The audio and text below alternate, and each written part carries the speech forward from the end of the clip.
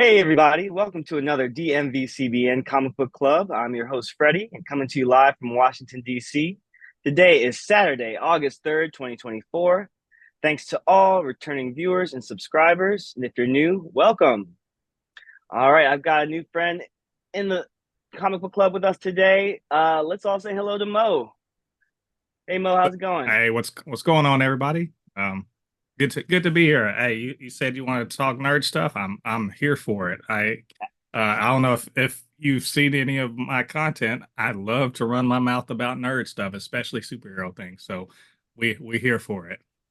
Absolutely. Let's see. I'm gonna pull up some stuff here. So you can tell us more about your podcast, but I know that Mo has a podcast called the Supercast or Blurred Force. So Right. you want to tell us more about that?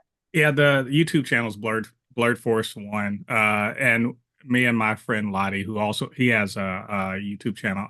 It's Anu Kini, who it's we basically we've been friends for a long time.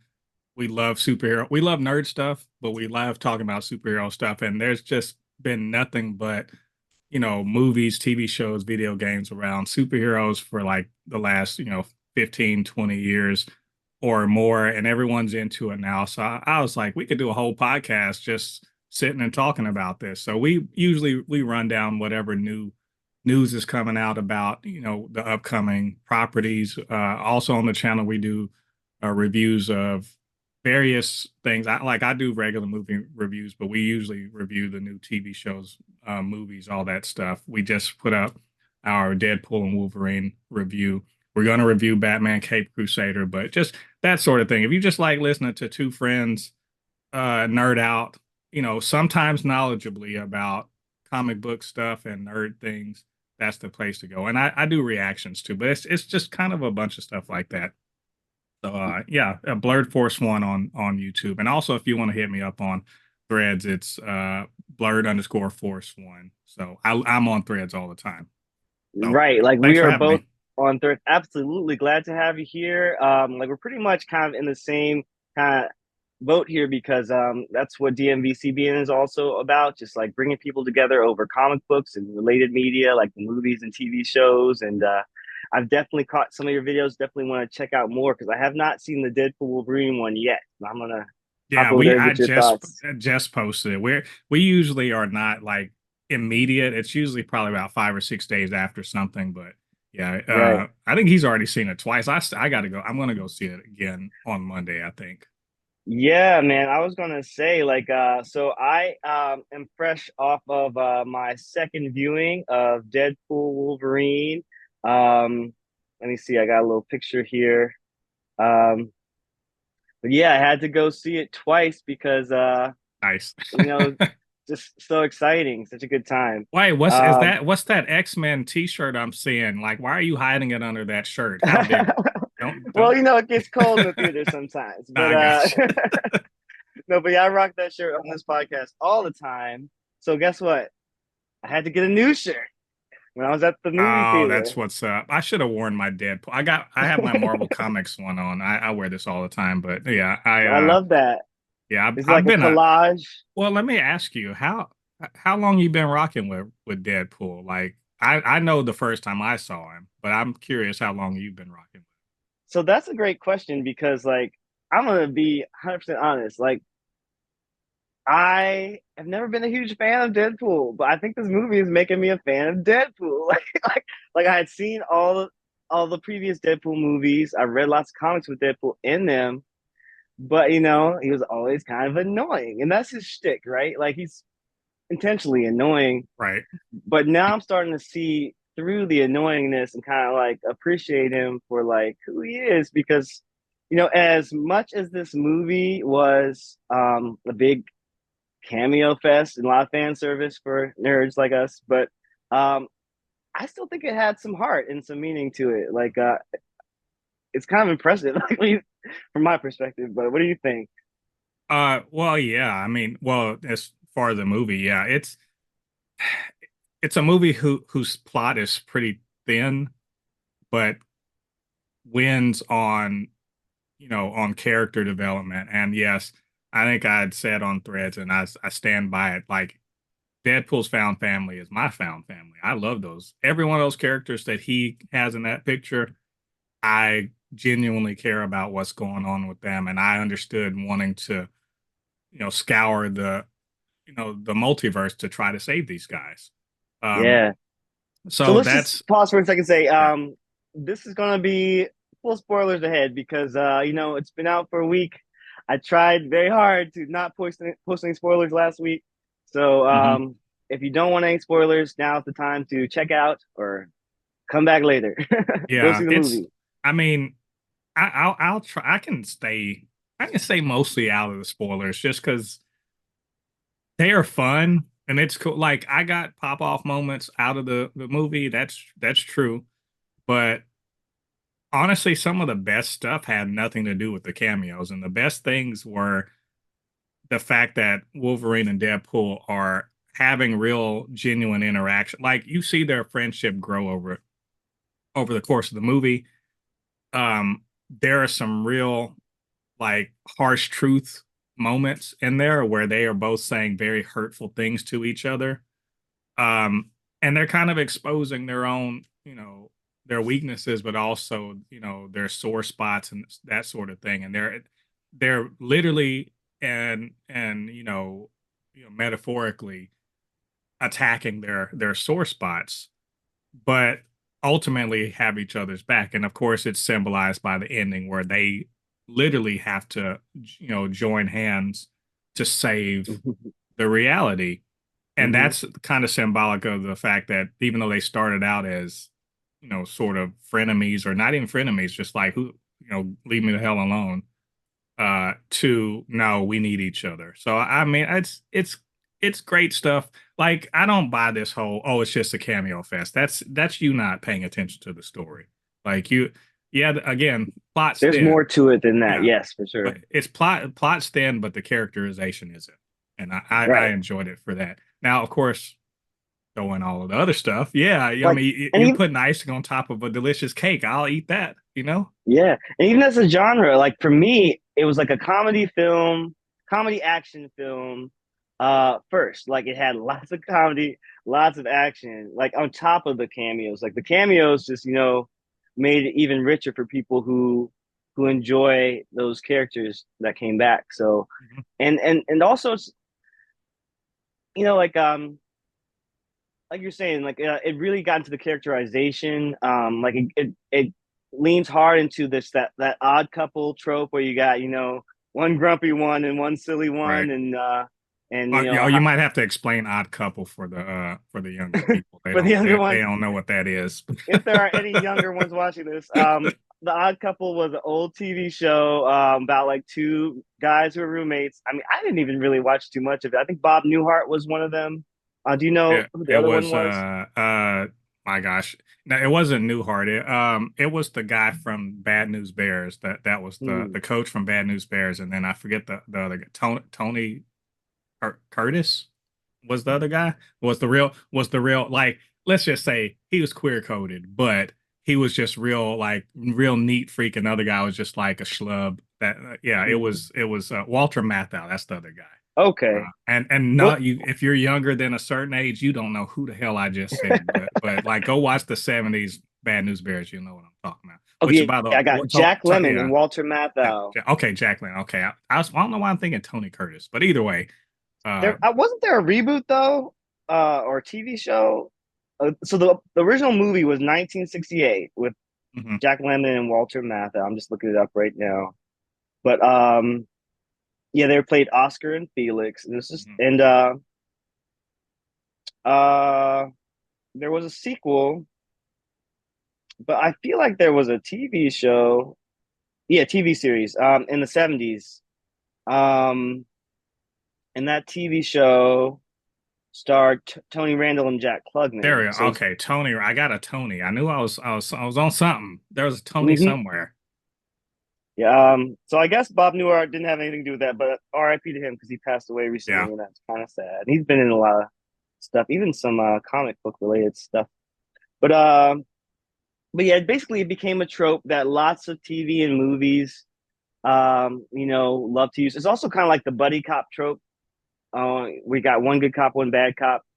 But yeah, Deadpool and Wolverine, they're not cops.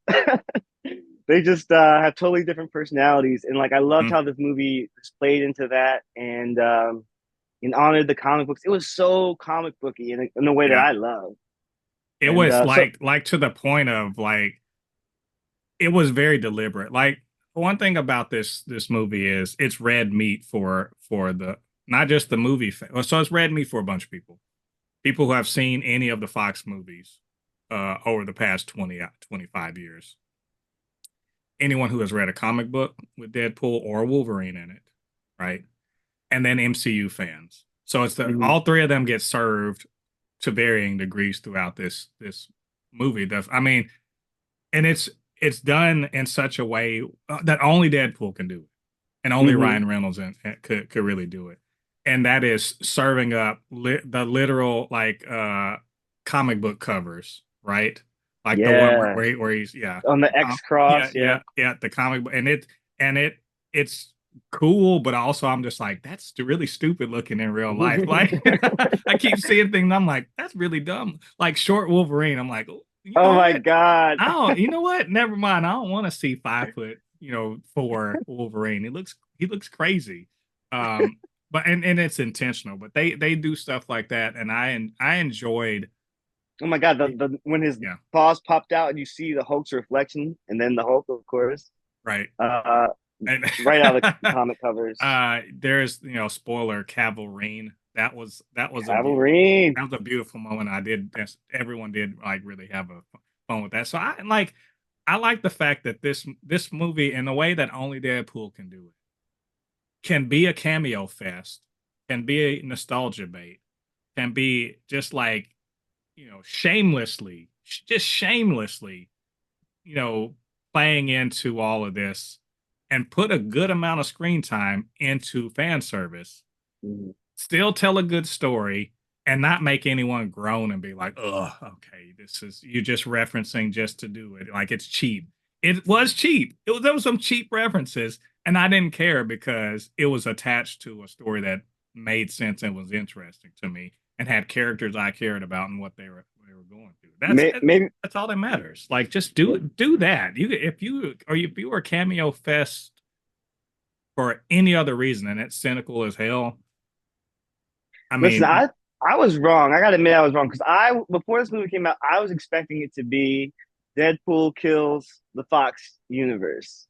And I just expected it to be like Deadpool 2, where like almost everyone who had a guest appearance was killed right hmm away. right, Um, and I'm actually glad it wasn't that. Like, I feel like this was more what we got instead was more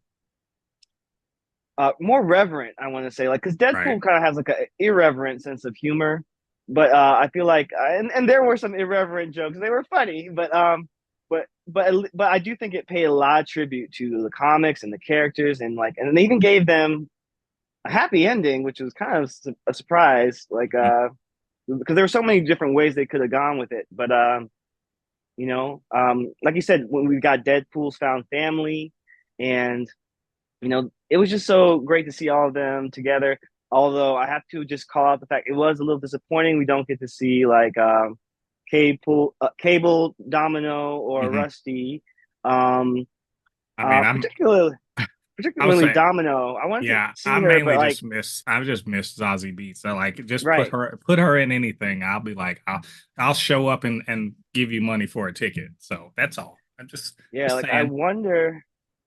I wonder if there's anything that we don't know about as far as that because I don't know how many people know about Deadpool 2, but there was a stunt actress for Zazie Beetz who got who died on set because I the didn't know that. stunts.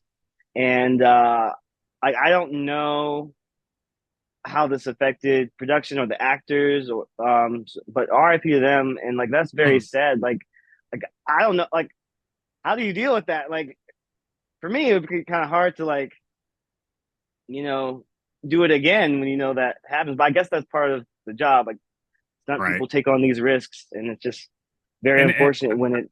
when it I'm doesn't go pretty right. sure. I'm pretty sure. Like I'm not 100% on. I mean, I've never been on a set, but I feel like because they're always on set, like the stunt people and the people they're doing the stunts for, the actors, they are interacting a lot because on any kind of day they need to do coverage for anything. Sometimes they have to have both of them. They both have to suit up. They've got to be there, and then the stunt person gets in and does part of it, and then but they got to get face shots and stuff. So obviously they get to know each other. They're professional. They're used to being on sets with a bunch of other actors. They're going to have a cordial relationship, and some of them have really friendly, or friendly relationships to the point where no, this is my stunt actor, no matter what movie I'm on. Yeah. Pretty sure Tom Cruise is like that. Hmm. So I imagine that they got they got to know each other. So yeah, having Yeah. somebody die standing in for you must be tough. And Like so I have to I can wonder imagine if that. I have to wonder if Ryan Reynolds, since he was so like instrumental in making this movie, he helped write the script.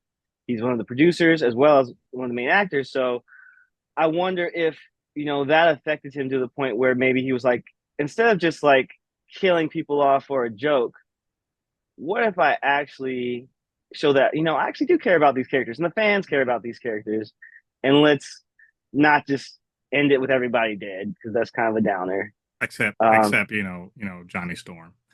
well, yeah, we'll make a But few exceptions, but I that have an idea about that. I've got a I think Chris Evans was like, do it. Like right. I get the feeling that Chris Evans was like, absolutely, just make Let him an me example. Like yeah, let me do something that no one will expect that is like completely different from my Captain America era, and go back to my Johnny Storm era. yeah, Like that was everything for me because I didn't see it coming. It was such a surprise, and then you got the post credit scene, which was the icing on the cake. Oh my god, I loved it. that was beautiful. Yeah, that was a beautiful. I was like, he's like, see, I told you. And I was like, man, you know what?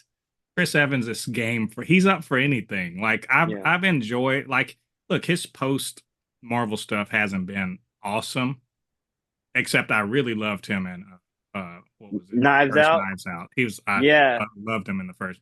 It hasn't been that was good. great. He's living high on the on the hog because that Disney money it keeps rolling in.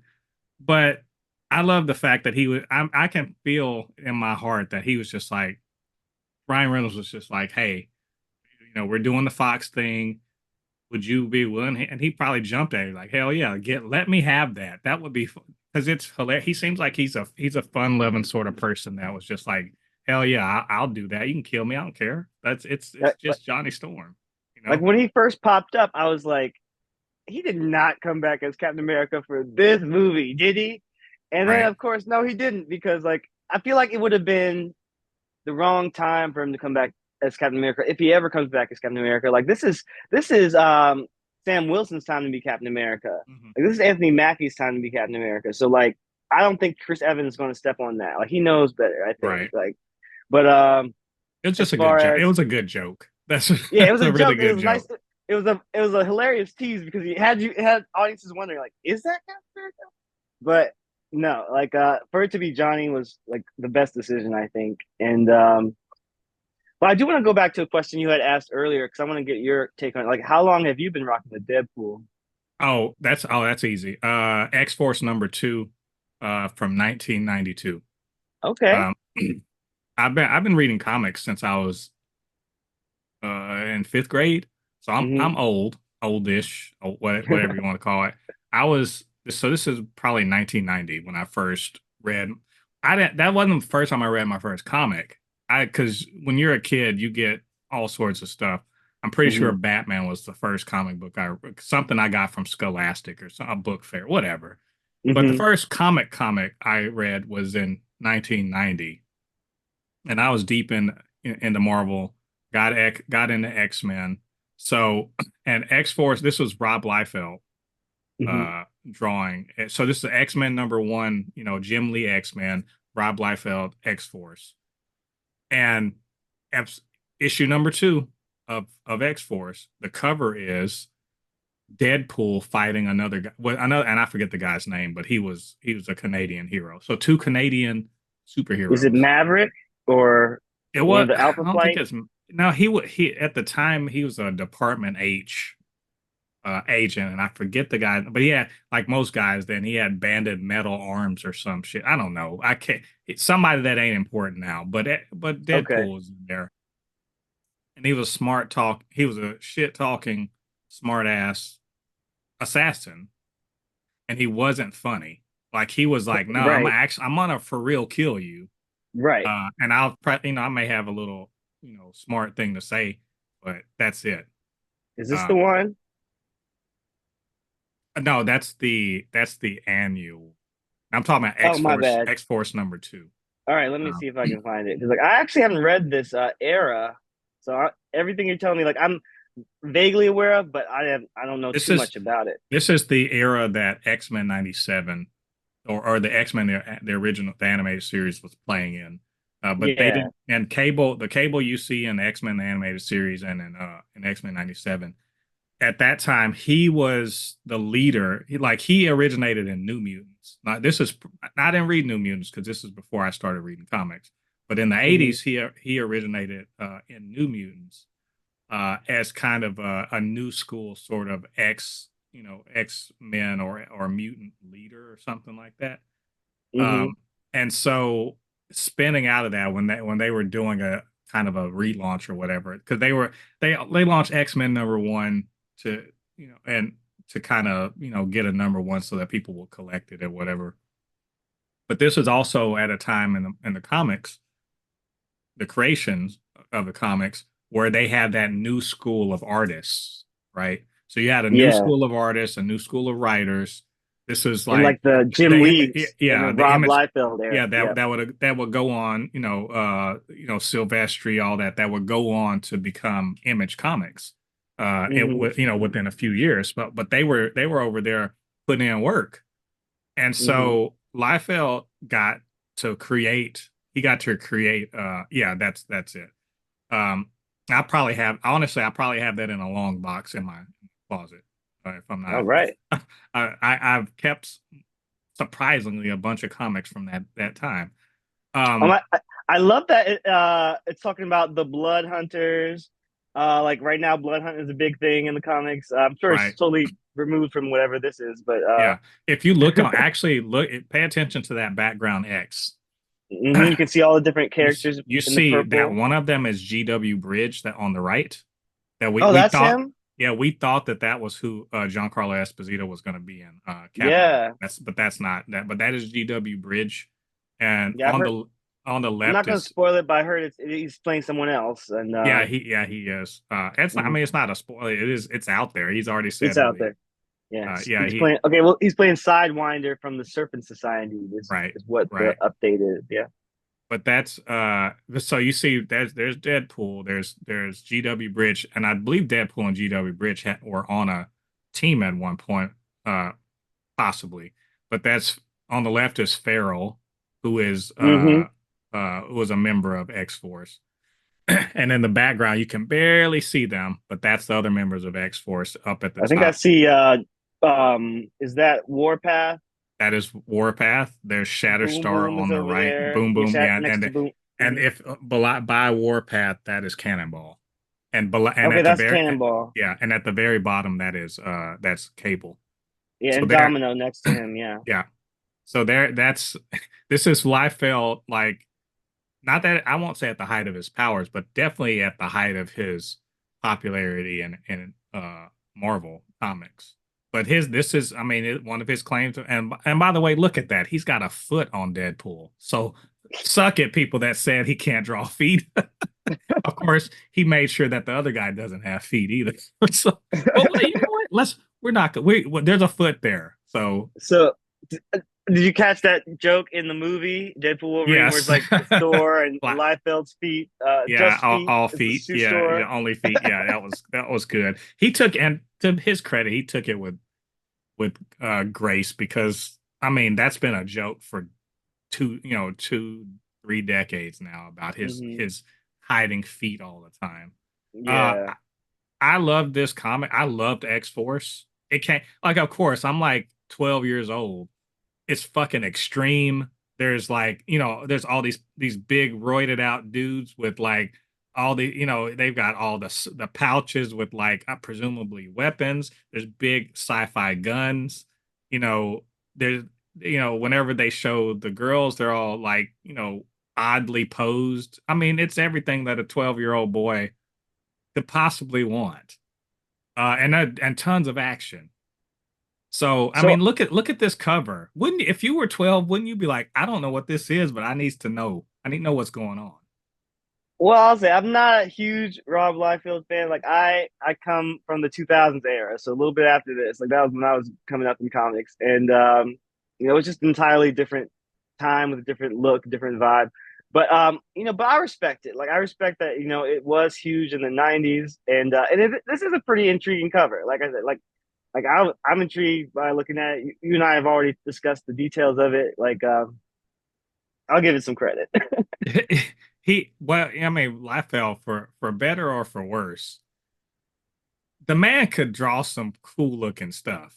Like there are some, gatefold covers. There's some splash pages that this dude, like, I mean, he went to town, and whoever was inking for him was doing like, huge work. So, but I mean, he his incarnation of Deadpool is not the one we have now. It isn't. His And his that's Yeah, it's yeah. Joe Kelly did a lot of work writing to get Hmm. to get Deadpool to where we are now. Yeah, So that last week we were talking about the Joe Kelly, Adam Kubert, Deadpool, Wolverine, World War III You're book. right. Have you been reading that one? Well, I actually don't really read comics a ton. Well, actually, I don't really Okay. read. I think the last comic I read was Moon Girl and Devil Dimes, a Well, if you tie-in. do read anything, I'll recommend that. If you like Deadpool, if you like Wolverine, it's only 3 issues. It was really good. But yeah, like I said, Joe Kelly and Gail Simone and Fabian Nicieza, lots of other writers have come and kind of formed Deadpool as we know him today. Right. Yeah. Um, I do want to shout out again this guy on the cover. I think his name is Garrison Kane. Yes. Um, Yeah. Okay. can I Now I ask remember. you, is he black or is he not, or is that just the coloring of this cover? Because I can't I think really he's a, tell. you know, who knows? I think that he could be, but he could just be tan. He could be indigenous. Hmm. Like So they it's unclear. one thing they were bad about back then was drawing black people's hair. But I Hmm. think if any, he might be indigenous. You see GW Bridge, right? He's Yeah, black. he's black. Yeah, He black, and he looked like he's got Guile's hair from like Street Fighter. right. And like Bishop all in the 90s always had like that like mullet perm. Yeah, he had that soul glow going.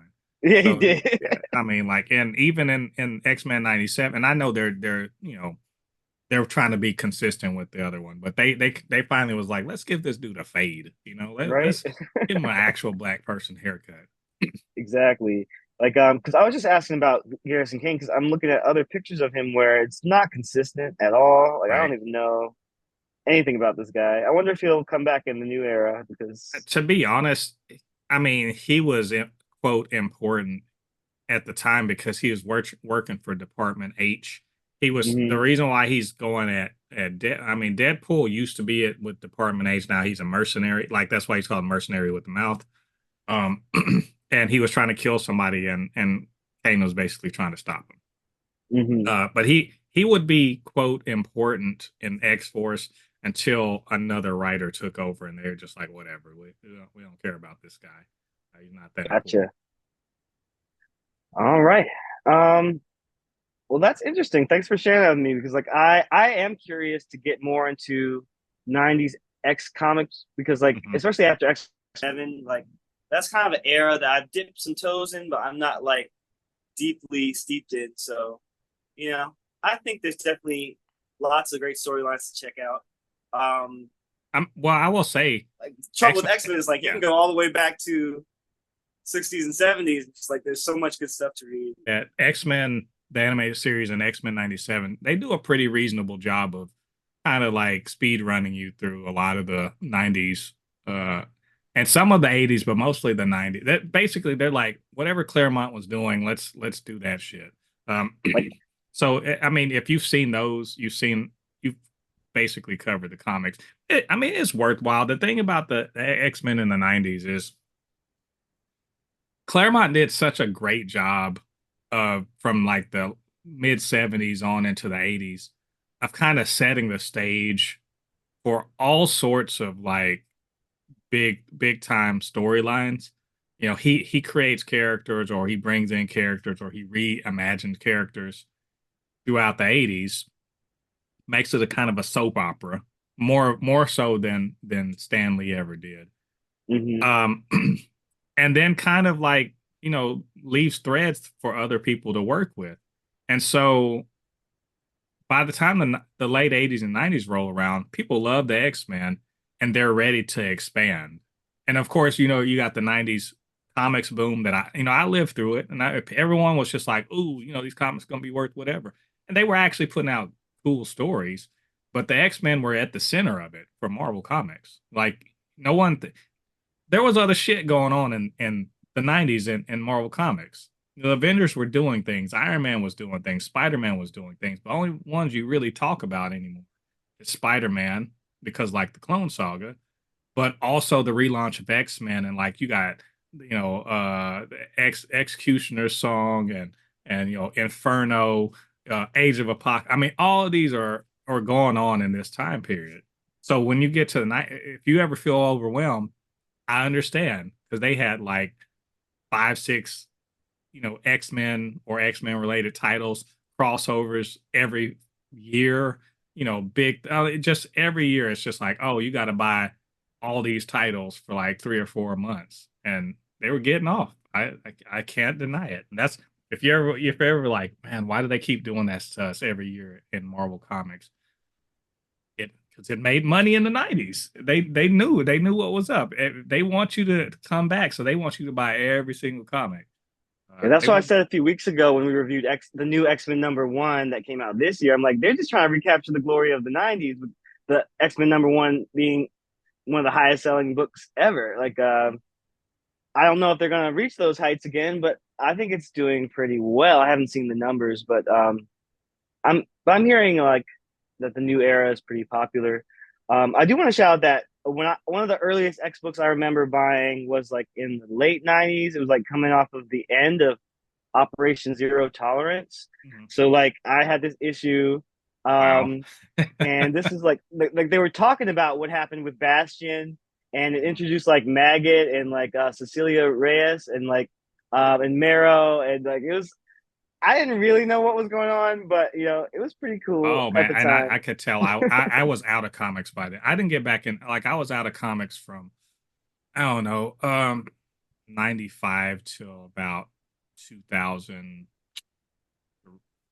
or five, something like that. So I missed about a decade of it. So this was out of my era, but I recognized Carlos Pacheco though. His Yeah, art, like, because he would be pretty, he would have a lot of work in the 2000s and on.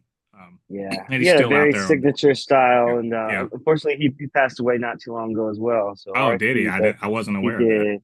Yeah, it's kind of sad, but his art lives on, and he did do some very memorable runs, and yeah, this one. When did this one come out? This was a 1997 book. Okay. So yeah, a little bit in your gap years, but that's all right. Yeah, like uh, we got a lot of stuff to talk about today. I do want to kind of like close up our talk on Deadpool Wolverine. Is there anything else you want to say about that movie? Um, I'm just curious as well. There's two things. I'm curious as to how he works into the actual MCU, because they didn't. The X-Men universe is still alive. You know, they saved it basically. He's in the mainstream X-Men universe. How does that fold into probably Secret Wars? And you know, where is he going to end up in the MCU in general? But also, will Ryan Reynolds actually keep doing these until they stop giving him money to do it? Because I feel like with this movie, he has basically, you know, he's booked his passage to the next 10, 15 years of the MCU if he wants to.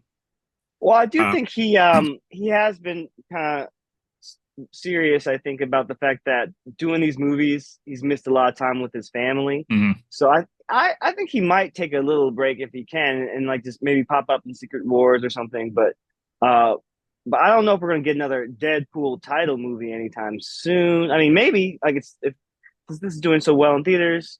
Bob Iger's like, y'all just made $1 billion, Right, in the first couple of weeks or 3 weeks.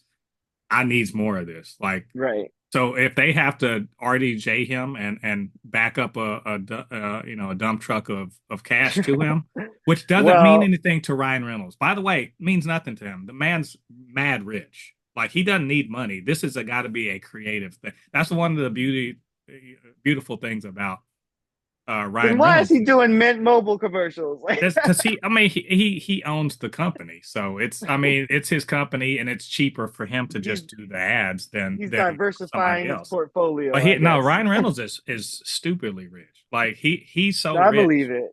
but he's doing Deadpool because he wants to. It shows that he has that passion for the character because, like we said, it's more comic accurate than ever. Whereas that was the main complaint about X Men Origin Wolverines in the first movie appearance of Deadpool. It was just so like a miss from like what people Right. were expecting. Although I do give that movie a little bit more credit, I think, than most people do, just because I do kind of like I would watch it again. I mean, I think I don't even know if I've completely watched that movie. I've seen enough of it. Um, Yeah, I mean, I have a soft spot for like bad comic book movies, like Ghost Rider, 1 and 2, Madam Web. Like I will watch these Oh and just man, have don't you like know I what will. you mentioned that don't, don't get me started. I'll I leave it know. alone. I didn't like It's that such a movie. controversial thing, but like but yeah, it's they're like I'll admit they're not always good, but I do find them entertaining. Just mostly, um, especially because lots of times I am catching the comic books that they're based off of, like even Madam Web is like pulling stuff from the actual comics, even though they changed a whole bunch too. But anyway, Yeah. um, but back to Deadpool Wolverine though. One thing I gotta say, I kind of hate the concept of anchor beings. Like when I think about it, I'm just like, it makes sense from a meta kind of perspective, where like if the main character of a universe dies, well then the whole universe dies because nobody cares about it anymore. But from a real like if you're trying to think about it in like a realistic context, it's a dumb idea. It doesn't Said make any real you sense. said realistic. Like maybe it's my fault for trying to even No, no, put it it in that makes sense. context. Well, I like it. I mean, it at first it rubs me wrong because I'm like, wait a minute, so you're saying one person dies and then the entire timeline dies? That's or after a couple thousand years. And I'm like, well, that's kind of messed up. Who would create such a place? And you know who would create such a place? Writers. Because the idea in the Marvel universe is there is they call it the one above all. That's supposed to be the creator, whatever, the Jack creator God. Kirby. But it's literally just whoever the writer is. So the one Mm, above all is the writer. And in this, and, it's supposed to be Stan and Jack or whoever, but Stan. But so, yeah, this makes sense if a writer, because once a writer's mined everything they can out of a character or a scenario or whatever, bye, it's done, right? So it yeah, dies off, and so it symbolizes the fact that these franchises are finite. At some point, they've got to end. They're gonna right. shuffle off the mortal coil, if you will, because no one's gonna care about them, and no one's gonna revive them or whatever like that. And so, in a sense, it is symbolic that that's what an anchor being is. Also, if you want to talk about it from a realism perspective, all right, let's talk about that.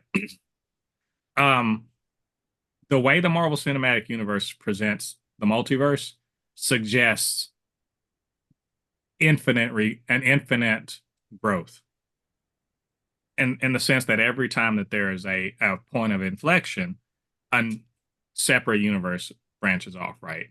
Yeah, from the sacred timeline, you Yeah. got the sacred timeline, you So got the branches. yeah. So at some point, so if that's true, then there are infinite universes.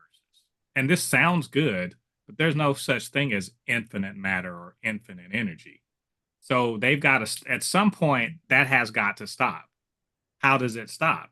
Well, this is a great way of explaining why there isn't infinite universes because they die. They're whatever the anchor being is for this branch, they die after a couple thousand years. So does the branch, and therefore there's not infinite timelines. There are a finite amount of timelines, and at some point there's going to be no timelines because the anchor being of whatever that is going to die. Well, I Maybe. get I like what you're saying about, how there is, entropy in the multiverse, so that, like, universe, you can't have infinite universes. There's got to be some kind of thing that, Collapses it. Yeah. brings it down. And like that's what the TVA is all about, or at least has been about, like pruning these universes, or like stopping infinite branches or whatever, Well, until now they're they kind of in a different spot. I think But that the TVA was more, they were proactively doing it to specifically prevent alternative Kangs.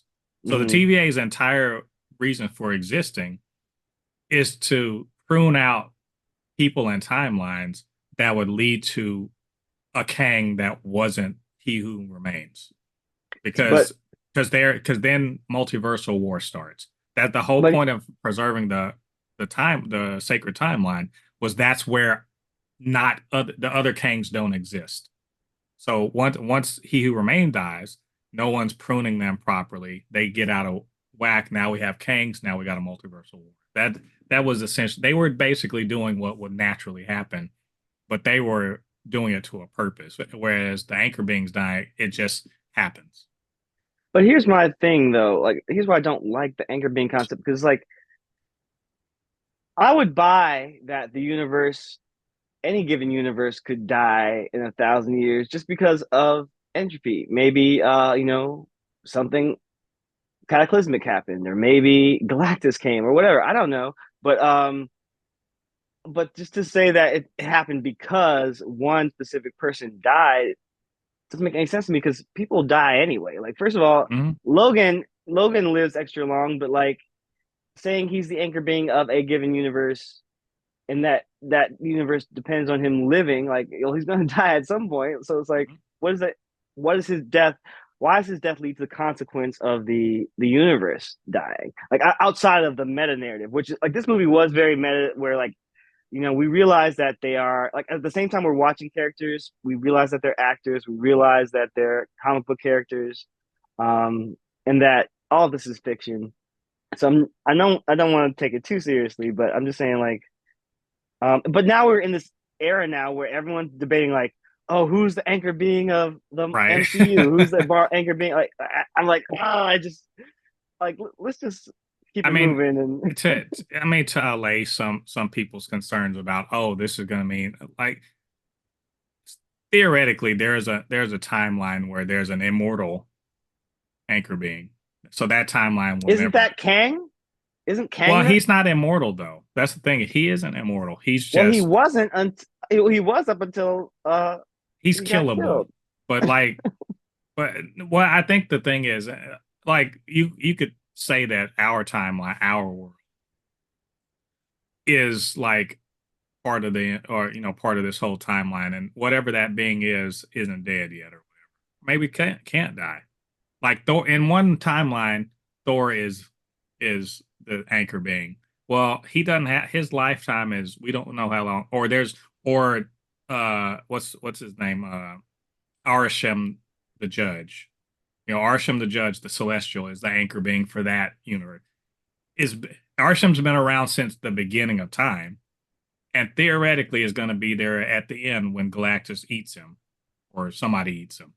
Maybe So I would buy it more if part of the explanation was that the anchor being is the longest lived being in that universe. Like, they're the what one who survives to what the the end of idea the timeline. Well, the idea here is that there are universes who are only going to live long enough for the anchor being to come to be born, do whatever they do, and then die. Like I said, this is a meta. It's a meta. Uh, you know, I'm So losing my word. It's basically symbolic of the fact that this is all narrative, right. and the story only lasts as long as the writer wants it to, and then once they're done, it's done. So that So works for me in the context of this movie, but once you put it in the broader MCU context where the things are taken a little more seriously, mhm. I don't really want that concept to come back. I'm like, Right. okay, so like so in Captain America, Brave New World, like are they gonna be talking about anchor beings? I don't think so. I think that the Um anchor being could be someone who has that they don't. That's the thing is you don't know who it is, and so in a sense, it's kind. I get the concern, but like it isn't. It isn't that deep. I guess I'm trying to say it's not that deep because whoever the anchor being is, we don't know who it is, and they're still the the universe isn't hasn't unraveled yet. It's but this is the future. Like it's essentially look at it like this.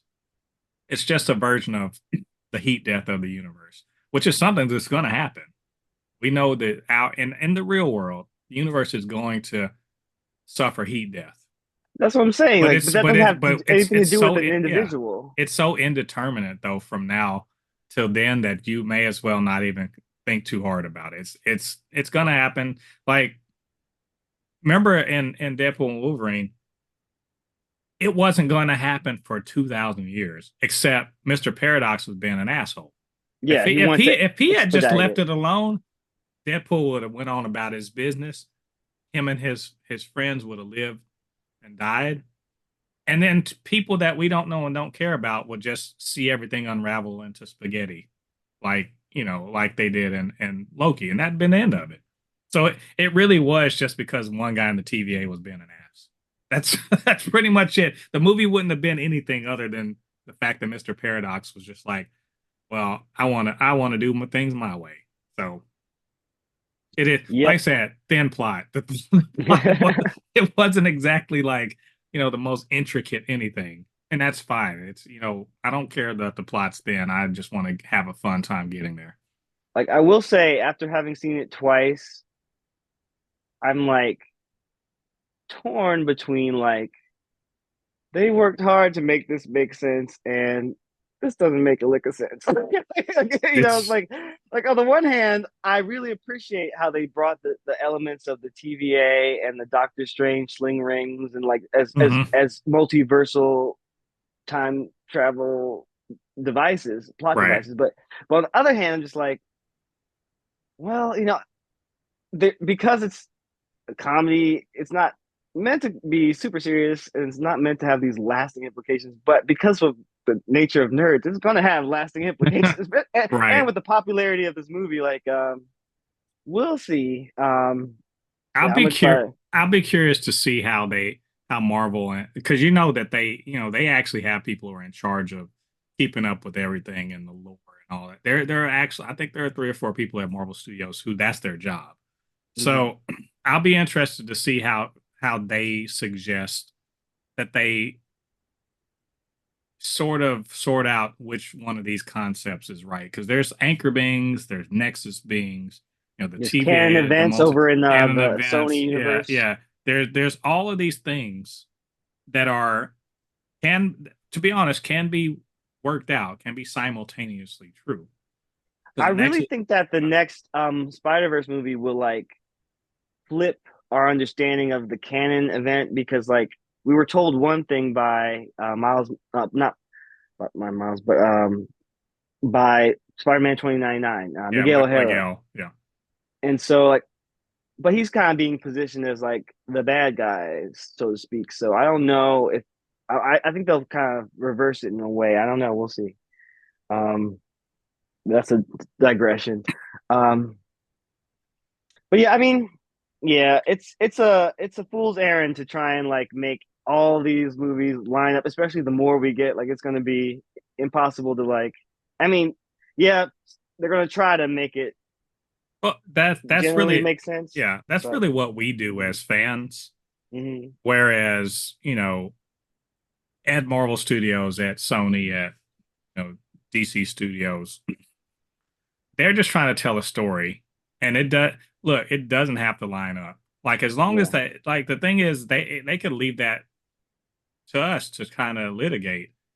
But if it Like gets there in the were, way of the storytelling, they're just gonna like ignore it. They're gonna ignore. They'll ignore it. They'll sweep it under the rug, or they'll integrate it. That one of those things. And then the thing is, no matter how they do it, there's still gonna be people on the internet being like, mm, I don't believe that. That's not my yeah, head canon. uh, And I'm like, all right, well, it's I mean, you do what you do with it what you want. They're yeah, trying to get to their story. They like, and if this is a problem, it will go away. They will just ignore yeah. And us Marvel fans, we have a history of trying to get our no prizes of like, we see this it. inconsistency and like, so what? Yeah, Like it is they're what it like, is. yeah, it's congratulations. You win a no It's prize, not altering what we're doing at all.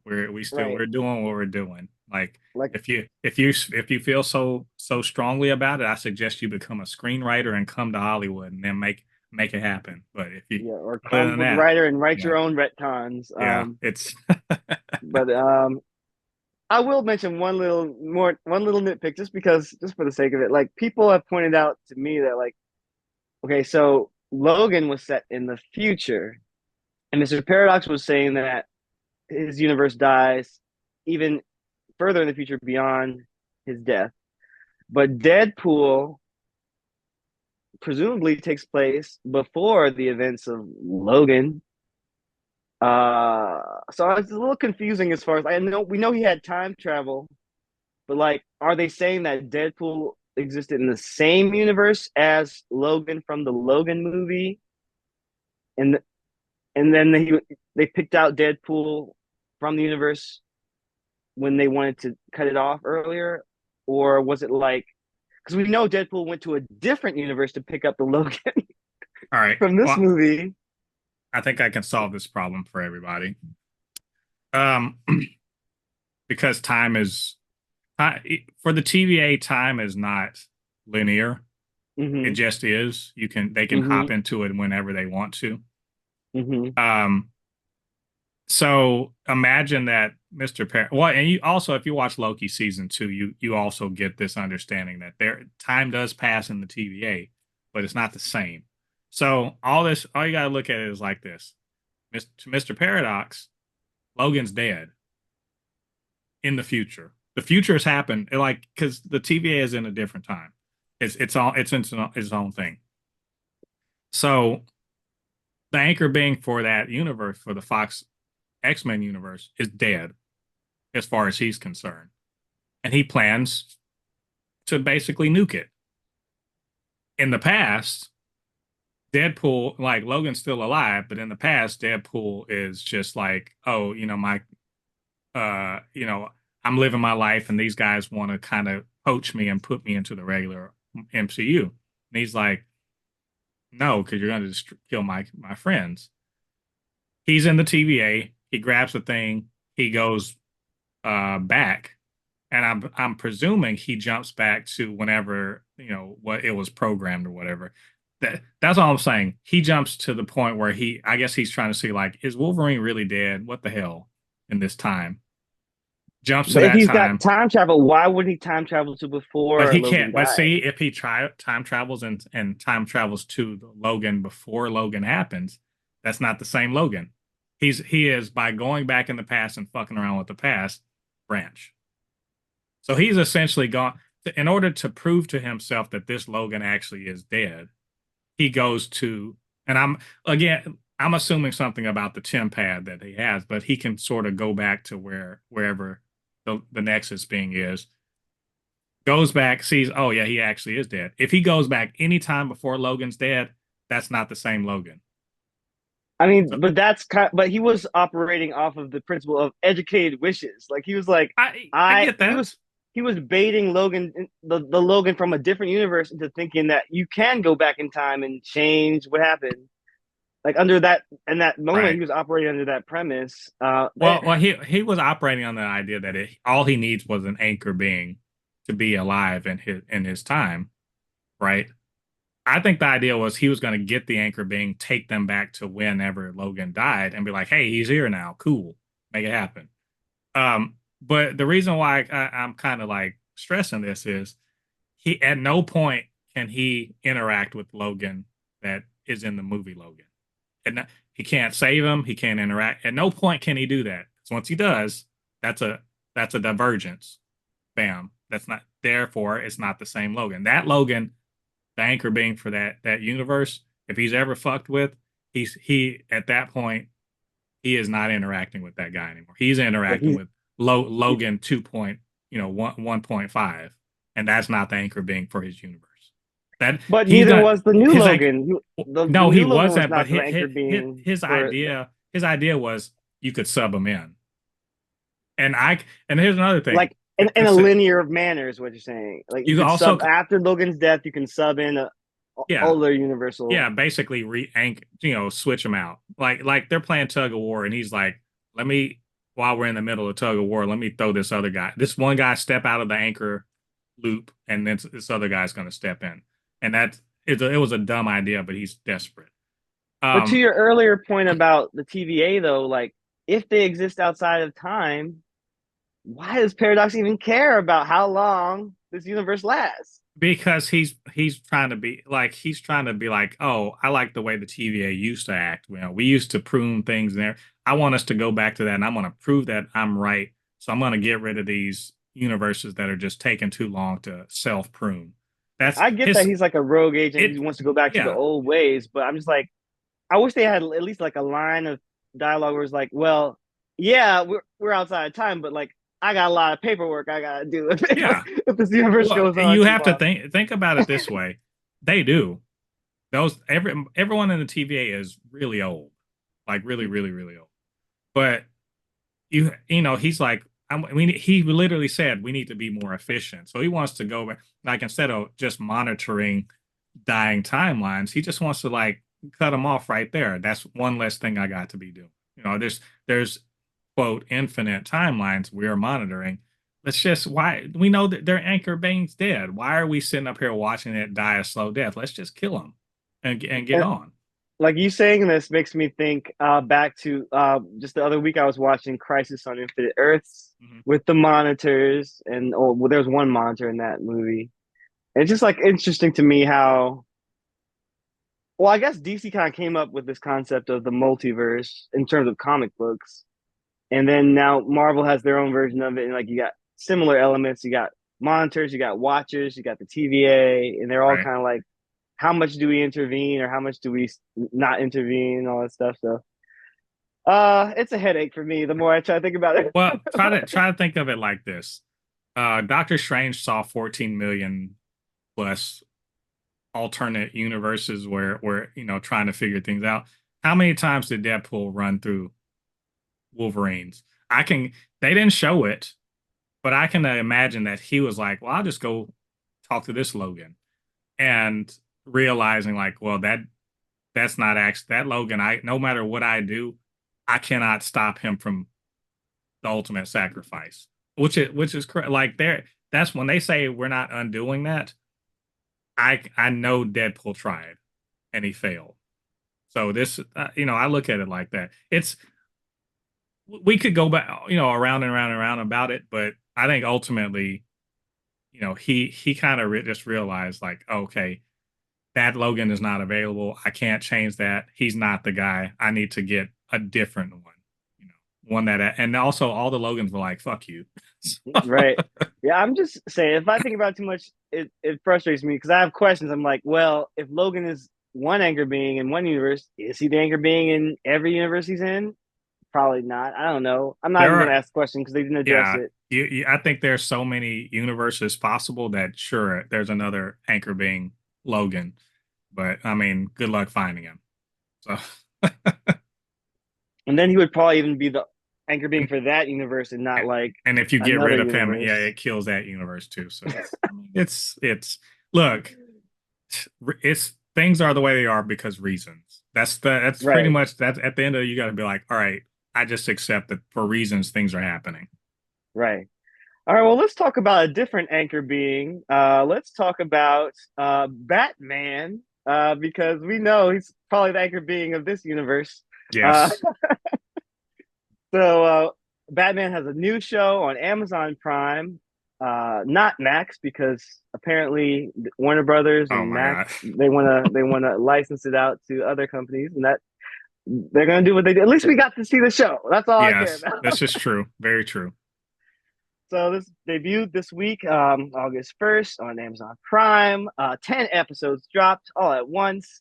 I've only gotten to watch 5 episodes so far, but it's very, very exciting, especially for people of our generation who who probably have watched all the Batman cartoons going back. Like Bruce Timm is one of the main executive producers on the show. Who we he's one of the architects of the original DC animated universe with Kevin Conroy's Batman, which had a legacy so big I can't even talk about in this moment. But yeah, I think yeah, as long as the show has been in development, I think a lot of us have been very hyped about it, looking forward to it. Uh, And now it's here. So, Mo, do you want to give us some of your thoughts about yeah, like how much have you watched and what do you think of it so far? I finished it. I think it's great. I think some people are like, "Oh, it's the best Batman thing, animated thing." I mean, I haven't watched a ton of the stuff beyond the animated series, but hey, I'll co-sign that. Um, as far as the development of this, I've been watching it very closely for the last couple years. Not the least for the least reason is there's some creators on it that I really like. I'm a big Ed Brubaker fan going back to the mid 2000s when he was working on, like, Brubaker did the Death of Captain America. He did Yeah, Winter I Soldier. read He I did, read yeah, all his Captain America stuff. yeah, He did a lot of GCPD. I didn't read that, yeah, Gotham City Police Department, right. but I know it's very popular for that era of Batman comics. That it wasn't even about Batman. It was about all the cop characters, which you can really kind of feel in some of the episodes Oh here. yeah, yeah. Oh, well, I don't want to. I want to say maybe he was showrunner, but I know he definitely was highly involved with the overall story of the season. Also, his if y'all like Brubaker's style, you should check out his creator-owned comics like Criminal, which is coming. They I believe they're making if it's not animated, it's a live action adaptation of Criminal, Hmm. which is excellent. He does he and Sean Phillips kind of have the whole hard boiled crime comic kind of cornered. They're just so good at it. They have a great understanding of it, and there's a lot of that in this show. There's also and also shout out to Mark Bernardin who wrote an episode of this show. Another guy that I really like and I follow, because he and Kevin Smith do Fat Man Beyond the podcast. So I was already excited for this. They said, Bruce Timm's coming back, dope. Uh, J.J. Abrams is one of the producers. Matt Yeah, Reeves is let the me producer. It's right. like everybody involved. I'm like, okay, these are people Uh, who I trust. You I know, want to shout out James Tucker because he's also an executive producer. He has been partnered with Bruce Timm for a lot of stuff, but in other shows as well. But I think one of his most notable credits for me is when he did Batman Brave and the Bold, which was a okay, departure from the Bruce Timm era. And it's to me that stands up in its own right as far as a different take on Batman. And also, I want to point out that James Tucker, I believe, is a black creator. So I think it's kind of nice. cool to shout out That's oh black yeah, creators in animation. I do. Yeah, since you're mentioning that, I do want. I need to look up their actual names. But there is a twin sister uh, writing duo on this show. I think they wrote 2 or 3 episodes, or at least they did the screenplay based on a story for one, and then they actually wrote an episode. But they are Nigerian American. So shout out to Black women getting Yeah. getting in there and getting it in. They were the episodes were great. So All I right. like Yeah, I didn't hear about that. Let me see if I can uh, look them up. yeah, they are I think they're credited on at least 2 or 3 episodes, like I said. Um, so that was really cool. There's some real cool representation in the production of this show, and also on the screen. So this is Yeah. let me talk about the show itself. Like I said, I think it's excellent. I really enjoyed it. That first episode, is kind of the thesis statement for the season, and it does a great job. And it introduces a gender bent penguin Yep, who's episode one. who, in my opinion, is probably more formidable and scarier than I've seen the actual penguin be. And That's fair to say. Yeah, I think like yeah, there, like yeah. are we do you want to discuss spoilers or should we try to keep it spoiler free? Well, What do I you mean, think? I think that's not a huge spoiler. It's just Right. basically knowing that they're like But the like bad there's guy. more I could say about it though if we want to discuss spoilers. Yeah, I mean, I'm fine with it. I mean, my overall impression of the show is if you liked the original Batman the animated series, this is for you. Unless your thing was, oh, I really want to see like the really out there villains. Well, that's this isn't really that. This show is more about it's more based on Golden Age Batman, and it's set in the 40s. So there's this Golden Age Batman set in the 40s or 30s 40s. It's got that aesthetic. It's got more of a noir, kind of detective fiction deal. It's a little more. It's a little more, Batman with a gun, but he doesn't have a gun, But he and it's does hit and run people with his Batmobile. yeah, yeah. Well, but that, he's that was the crazy. bad guys are a little more, they're more organized crime. They're more, mafia or whatever sort of Yeah. deal. There are, it's on the cusp of Gotham starting to have, uh, you know, masked villains that are not just in it for the money, but they're in it for, you know, their psychoses or whatever. And it does feature some sort of different takes on villains that maybe and think particularly Harley Quinn. Harley Quinn is a big departure. I argue for the better because there's more. She's more the psychiatrist than Joker's girlfriend. Like that was one of the things I was most interested to see what this show was going to do because like they had said beforehand that this is a different take on Harley Quinn, kind of a reversal of what we're kind of used to, and so I definitely wanted to give it a chance and see what that was going to be. So I've seen a Harley Quinn episode. I don't know if there are more in the next five episodes, but what we got so far, I would say it was interesting. Um, I will get into a little of the quibbles I have with this show because I do feel like as a long time fan of the DCAU and like the journey of Batman from Batman the animated series to the new Adventures of Batman and like and Justice League Unlimited and all that stuff. Um, you know, I'm all for a different take. Like I'm open to that. Um, but I think where I struggle as a fan is with stuff that is the same but different.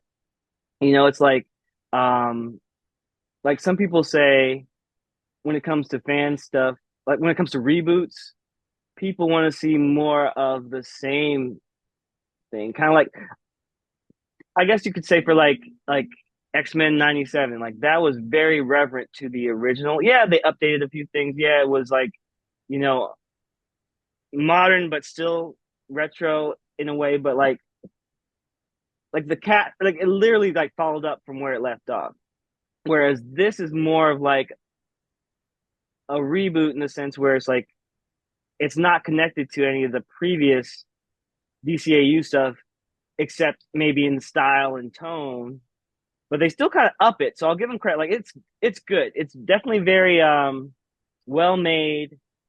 Um, I'll just say that it's going to take a little bit more getting used to for me, just because I'm still trying to settle in. Like I'm not trying to watch it all at once because I want to kind of like sit with each episode and kind of figure out try to take it all in. It's going to take some time for me because I'm slow with these things. No, there's nothing wrong. I've seen people being like, "Oh, I don't want to binge that. I'm going to take it a little at a time." And that, hey, there's nothing wrong with that. there are some shows where I'm like, yeah, I need one at a time. This is too much. I felt like I was watching a block of cartoons Hmm. with this show.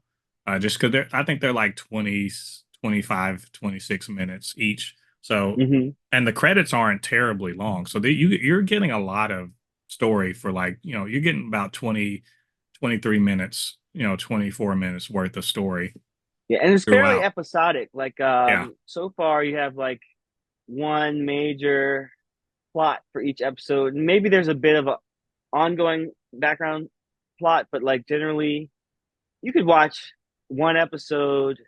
It's kind of like they could have released it weekly, but Yeah.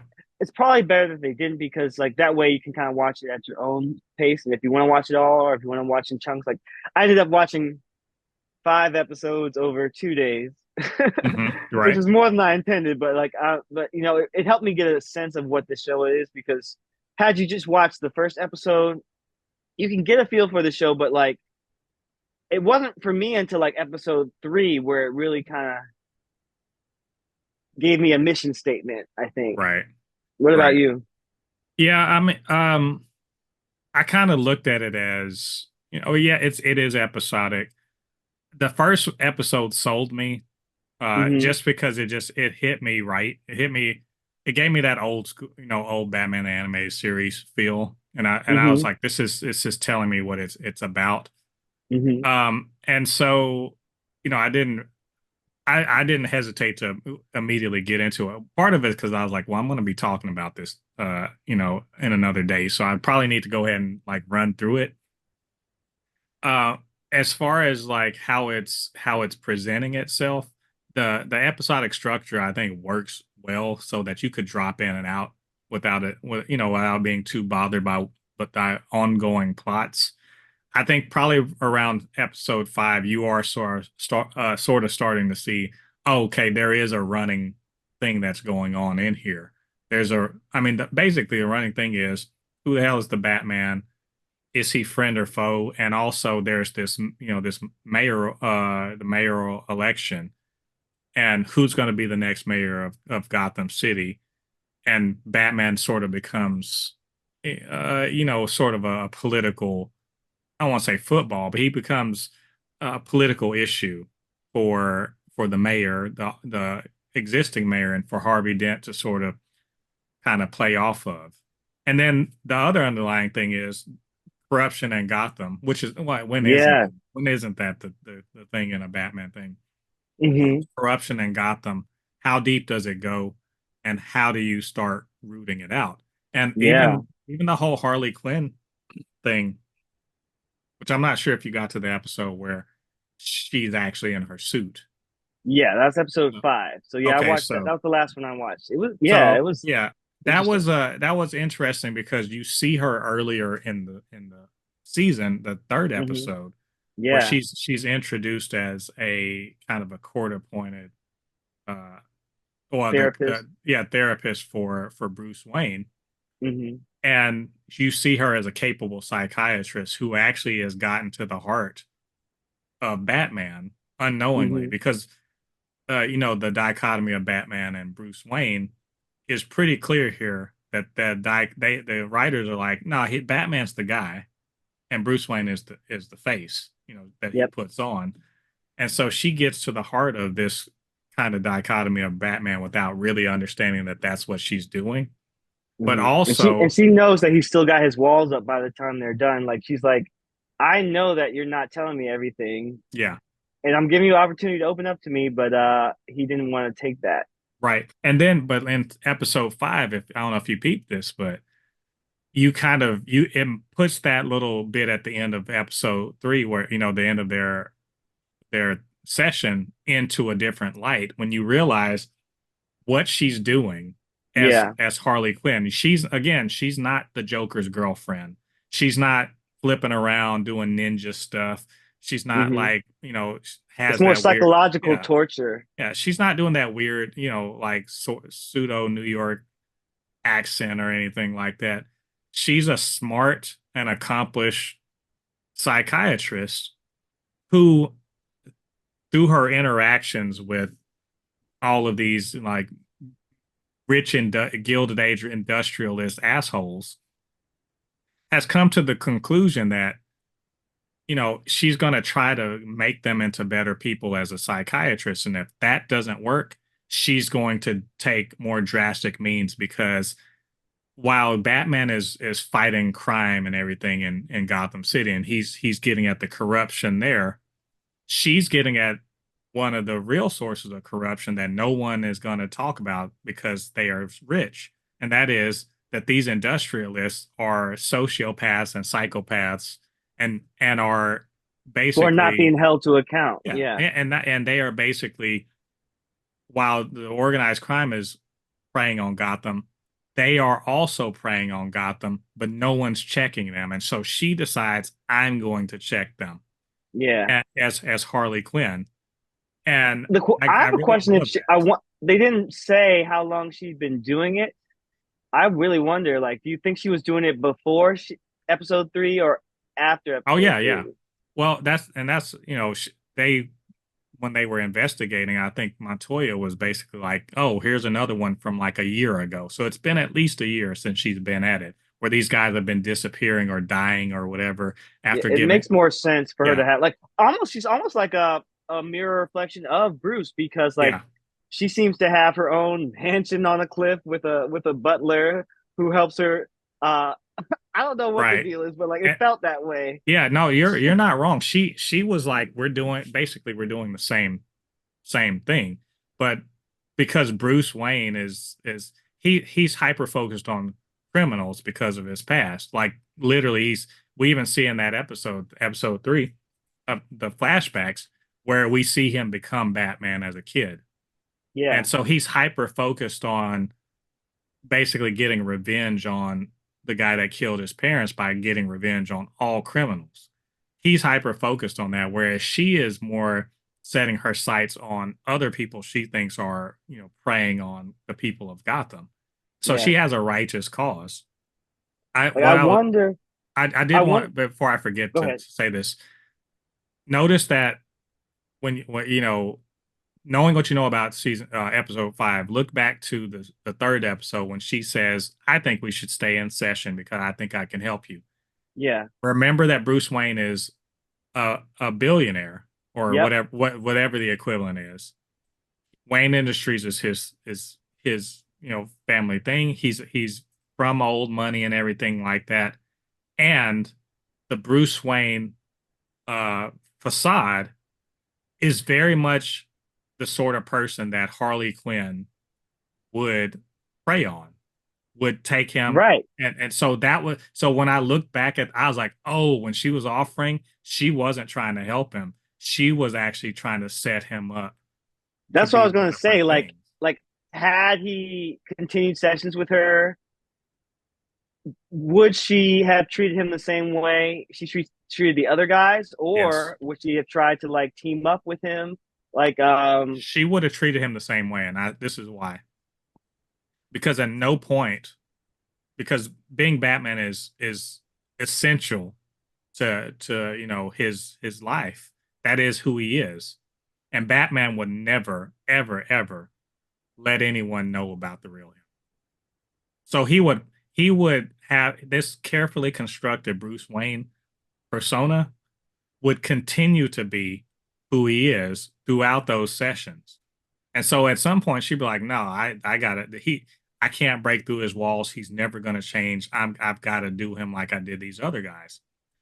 And it probably would have taken a while, but you notice that, no, like, he was consistent throughout their sessions. yeah. He was never not Bruce Wayne. So So yeah, I do want to kind of speak to that because, you know, well, I want to point out two things. First, with in episode three, he's got these court mandated sessions with her, which he completes by being, putting on his fake Bruce Wayne persona. And then episode four, though, she gets called into the police department to psychologically profile Batman and try and like trap him.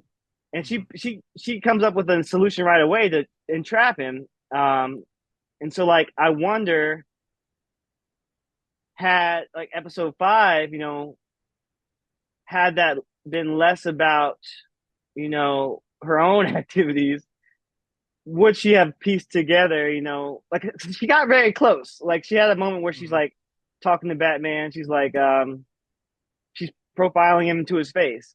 And Right. like, and you're wondering, like, does she know that he's Bruce? But they didn't really quite cross that I line. would say I'd say no. And Yeah, I don't think so the either. reason why I say no is because we have to understand that Bruce knows what she's doing. Or Yeah, let's just say Batman. Batman knows what she's doing. And he did a very good job of making Bruce Wayne be a different person than yeah, Batman. And so he's so consistent with his performance as Bruce Wayne that she's not going to draw the line between the two of them. She's not going to draw the connecting line between the two of them. He is his Bruce Wayne is such a good disguise that if anyone that suggests that he was Batman would laugh about it because just like no way that guy there's no way he would be that dude. And well, I so think if she got to know him more, she might have seen the similarities. Like she said, like we said, she has a lot of similarities with him. Like I don't right. know if I don't know if that. I mean, it's hard to say what could have would have happened because it wasn't Right. written that way. But yeah, it was very interesting how they played all of that. But the second point I wanted to make about that though was it was just kind of interesting to me how much mental health and therapy was like present in the plot line, Mhm. and it's kind of it's almost a little bit confusing. Like mixed messaging is like, okay, is therapy good? Do men need therapy? Right. Like in particular, like that's a big topic. Like men's mental health month was not that long ago, and like and I think in general we want like okay, so this show is set in the 40s where men's Hmm. mental health was not at all how it's being portrayed here. Like men would not want to go to a therapist, or even if it's court Right. mandated. Like it wouldn't have been there wouldn't have been a female therapist in the first place in the 40s. I don't think.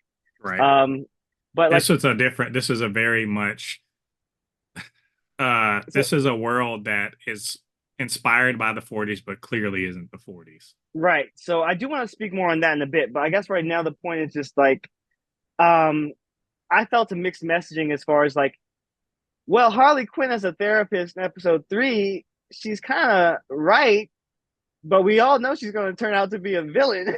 Like, Hmm. so it's like, do you trust? Like, are they saying that? Like, is there a message, or is it just like it's just plot? Like, you know what I'm saying? Like, Yeah.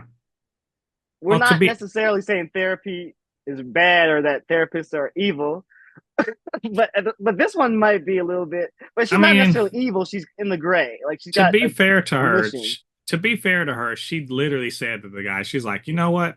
I have tried really hard to Yeah. like make you see that these are real people in your family. I'm trying to make you be not a shitty person.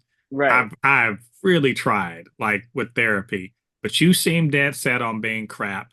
So Mm-hmm. let's do something different.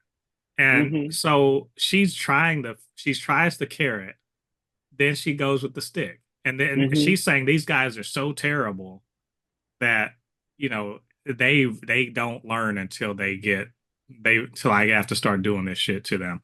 And it's interesting. Like I like the fact that this is Harley Quinn's kind of like, I don't want to say Robin Hood. That's not a good, but it's a close enough.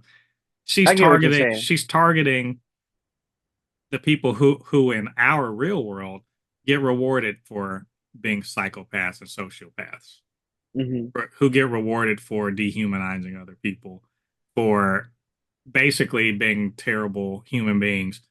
Uh, and she gets to sort of be the Batman to them, to bring them to justice. And it also sort of exposes that kind of one of the central concepts of Batman and how it's kind of messed up. You know, Yeah. I just think and it's kind of interesting how in episode 3, Alfred was the one trying to encourage Batman to go to therapy. Like, yeah, are you sure he, you don't want to give it another he's try? probably been doing that shit for like years. Right. And then Batman's the one being like, nah, I'm good. No, And then no, like no and then Pennyworth. and then the show kind of basically says, yeah, Batman was right to like stop his therapy sessions because it could have gone very poorly for him. Yeah. I mean, or it could have been on really right for him. That's the thing is that he wouldn't have lost, but I think it's saying good things about therapy. I think what Harley Quinn is just it's really asking the question, how the hell do therapists sit here listening to this shit and not Hmm. just just snap? And I Hmm. get it. It's one, they're built different. So they're capable of actually, you know, having empathy, listening, and sort of separating themselves. If they weren't, they wouldn't be therapists. So that's pretty much it. But and it was also a nice nod to the fact that yeah, there are some people who are bad people that ought to be brought to justice. Um, Listen, I asked the same question about newscasters. Like, how can they like report on all this terrible news daily, daily, daily, and then like put on like a happy news face or like a like this like very passive just and get then today's yep, news, they're just but used like to it. yeah, it's There's their job, yeah, and yeah, but that would be interesting to get a plot line with who's that main reporter in Gotham, uh Vicky Vale, Vicky Vale. Yeah, they could bring in a which we Vicky haven't seen Vale. yet. We haven't seen Mhm. really anybody yet except the photographer. Yeah, like the cat. Let's talk about the broader cast because we haven't really touched on everybody. Like you got Barbara Gordon, who in this version is a lawyer. She's very adult. Like she's still Commissioner Gordon's daughter, and Commissioner Gordon is Yeah, also here. He's trying to be the one good cop in the city, or at least one of few. Her along with Renee Montoya. right, We've got Renee Montoya and Harley Quinn start to right, have a little right. flirtation romance. There's a lot of people of color in this. Like, Lots of people of color, like lots of people in Asian places that American, Black yeah. American. If this Uh, were the actual 40s, you never have seen them. But yes, right. So let's talk about that for a second because like this is definitely like a historical fictional version of Gotham where it's like it's even more explicitly 1940s than the first Batman animated series in the 90s right, because that one had like the retro vibes, like, but they still had more modern technology. At the time, they had like floppy disks and they had right. computers. But but this one, they're going more deep as far as like this is explicitly the 40s. The technology is not modern Right. by most measure. But the only thing that's different is like it is more inclusive in terms of race and gender, which is Hmm. great. Like I do love that. I like seeing more diversity in my shows. Right. But on the flip side, though, I do have to wonder with shows like this or shows like Bridgerton or shows like there's any number of shows you can kind of mention where they do this. It's like I wonder like if that'll blur history for future generations where they're like, well, we don't even know what the past was like because what we see in our entertainment is kind of ahistorical. Right. Like I mean that's definitely. I mean it's a deliberate choice. I think done in good faith to sort hmm of make sure that there aren't just it's not just a wall to wall white people in the yeah. show, except for whenever Batman's beating somebody up. So and I get that, and it'll probably provide a little more fodder for certain segment of fandom or commentary where the bad guys are pretty much all white guys. Um, but I mean, I think white guys, I think you can take it.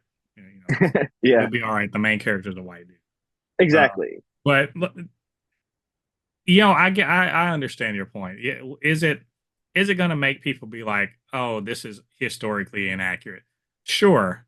In a in a show where there's a ghost, there's a literal ghost, there's a vampiric person, there's you know a dude putting on It's obviously fiction. yeah, Yeah. yeah. I mean, yeah. I mean, if you're hitting up against that, I mean, I get why you would.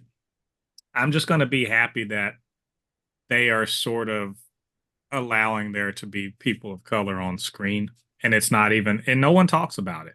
There's only one real allusion to race in this, race being a thing in this show, and that is there's a point, and I forget which episode, uh, but they're talking.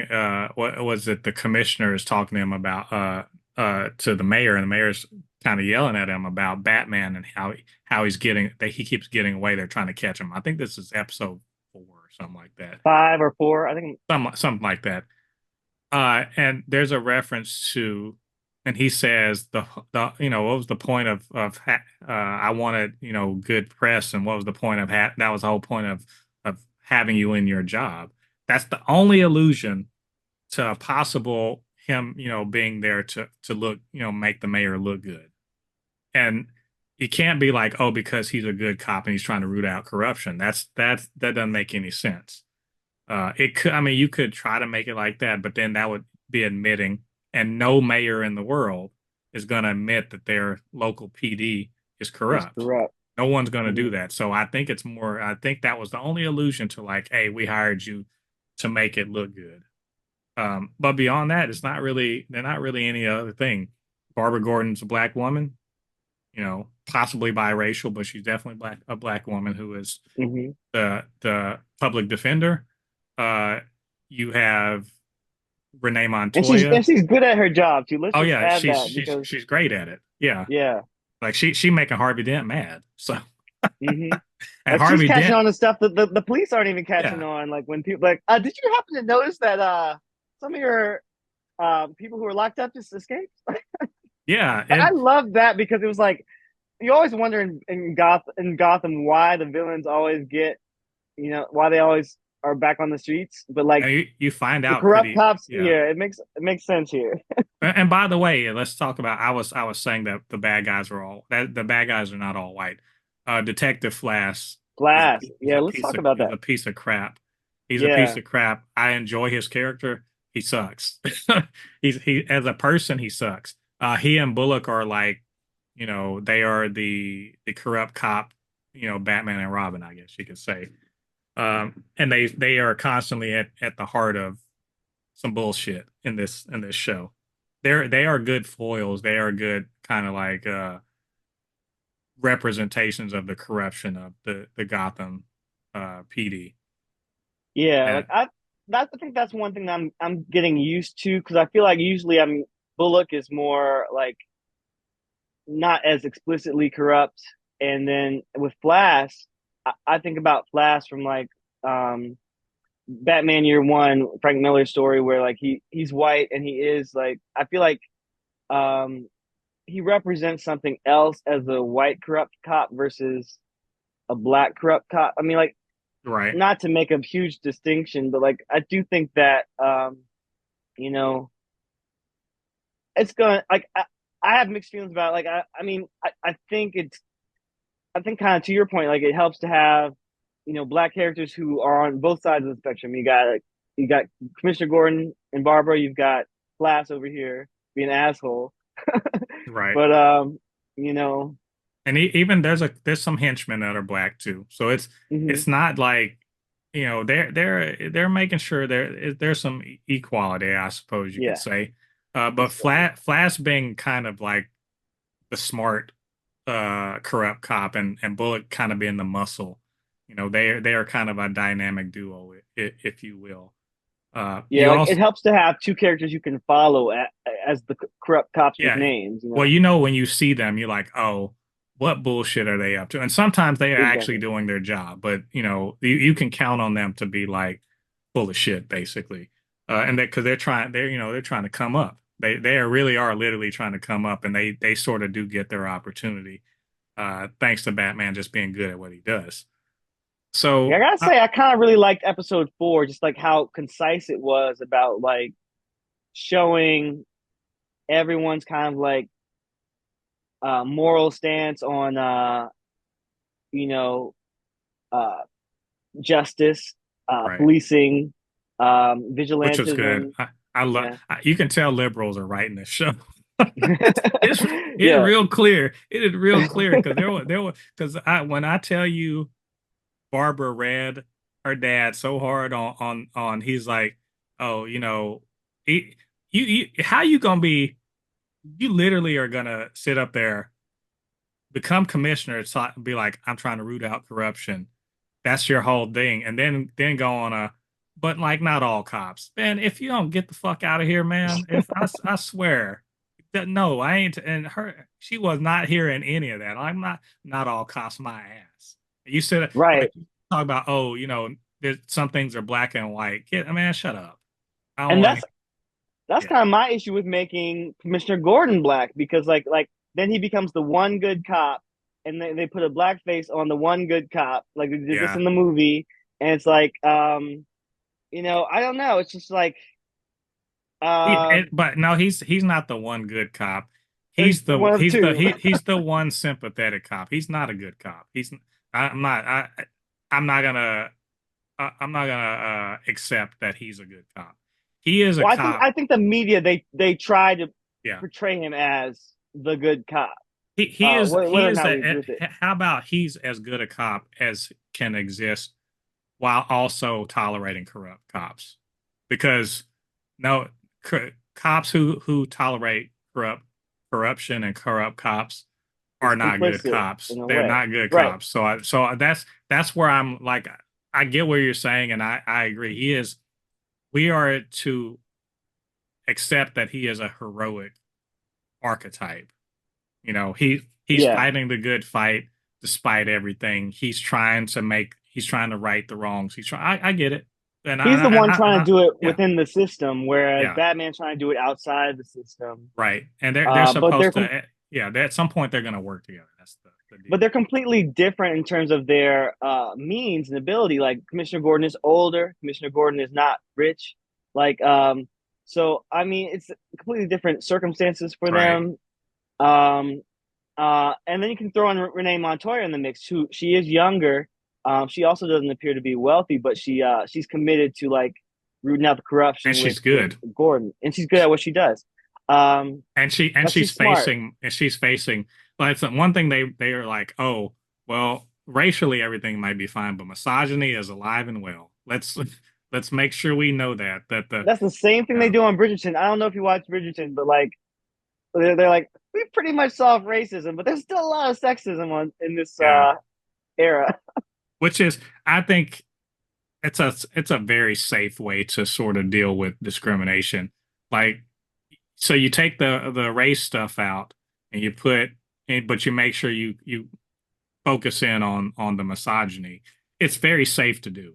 Like, and so I guess I get it because like who wants to sit there? Because if you make race a thing in this show, it is going to dominate a lot of the issues. Like, oh, the Black Commissioner Gordon is having to fight not just corruption, but also people thinking he's a DEI hire and all this, because that's where it will Mm, go. So yeah, they don't even touch on it because like it's gonna dominate the storytelling. And yeah. I think because Mark Bernardin would not he Mark Bernardin would be like, oh, I can talk about this. Oh, let's go, right? Which is mhm. ironically he does end up doing that because the episode he writes is about the gentleman ghost. I have to get to that one. I haven't seen that one yet. But I do Yeah, want to call out earlier you mentioned some sisters who were writing on this show. I found their right. names Adama Ebo and Adana Ebo. And they also worked on the Honk for Jesus movie. I did see that one. That one, it's very good for people who are like, have some experience with what that movie is about. Like, I'm not going to get into it. Have you seen that movie? I haven't. I meant to watch it, and I even when it was on Peacock, and I for whatever reason I missed it, and I never got back to it. But Yes. I knew what it was about, and I was like, well, this is going to be hilarious. Like Yeah, like I hope mega church pastors are ready to get skewered. right. Like it was definitely that. Like it starred Regina Hall and Sterling, Sterling K Brown, right? That's his name. right, right.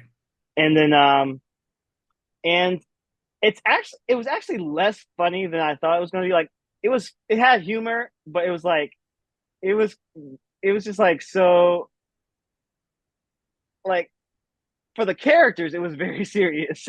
Mm-hmm. And Regina Hall, she really gave a stunning performance.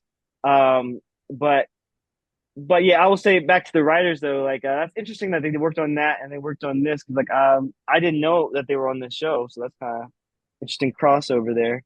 Yeah, Um, I love that they got an opportunity, but this again, I think I was telling you, I was like, you can tell this is a very liberal writers room. Um, Ed Brubaker, literally the reason why Mark Bernardin is on, um, I'm almost certain because he, I, Mark Bernardin interviewed him. He had him on Fat Man Beyond when Kevin Smith was off like filming something, so he wasn't on the show.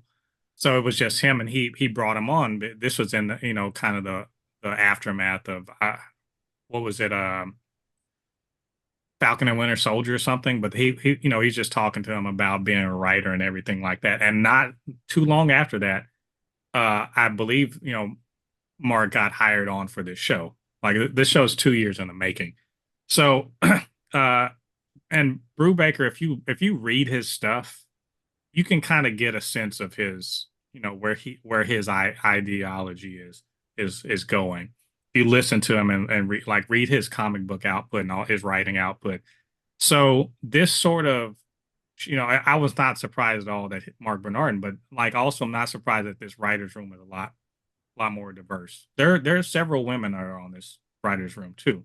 I'm glad to see that because like when I first saw like the opening credit sequence, I'm like, well, this is kind of white guy heavy. You got Bruce Tim, you got J.J. Abrams, you got Matt Reeves, Hmm. and but like I'm glad that we're able to discuss and share, that there are, more voices in the room, more diversity, men and women, people of different races, people with different perspectives on life because that matters, especially when you're telling these stories. Like when you are like, to be honest, of the 5 episodes I've seen, Batman is not probably has the least amount of lines or like the least Well, amount yeah, of screen time. Like Batman and Bruce Wayne pops up sparingly, and it's really about his supporting cast in a way. What do you right. think? Yeah, no, it's he is there. I mean, it's his show, but Yeah. the show is not meant to be behind his shoulder watching everything he does.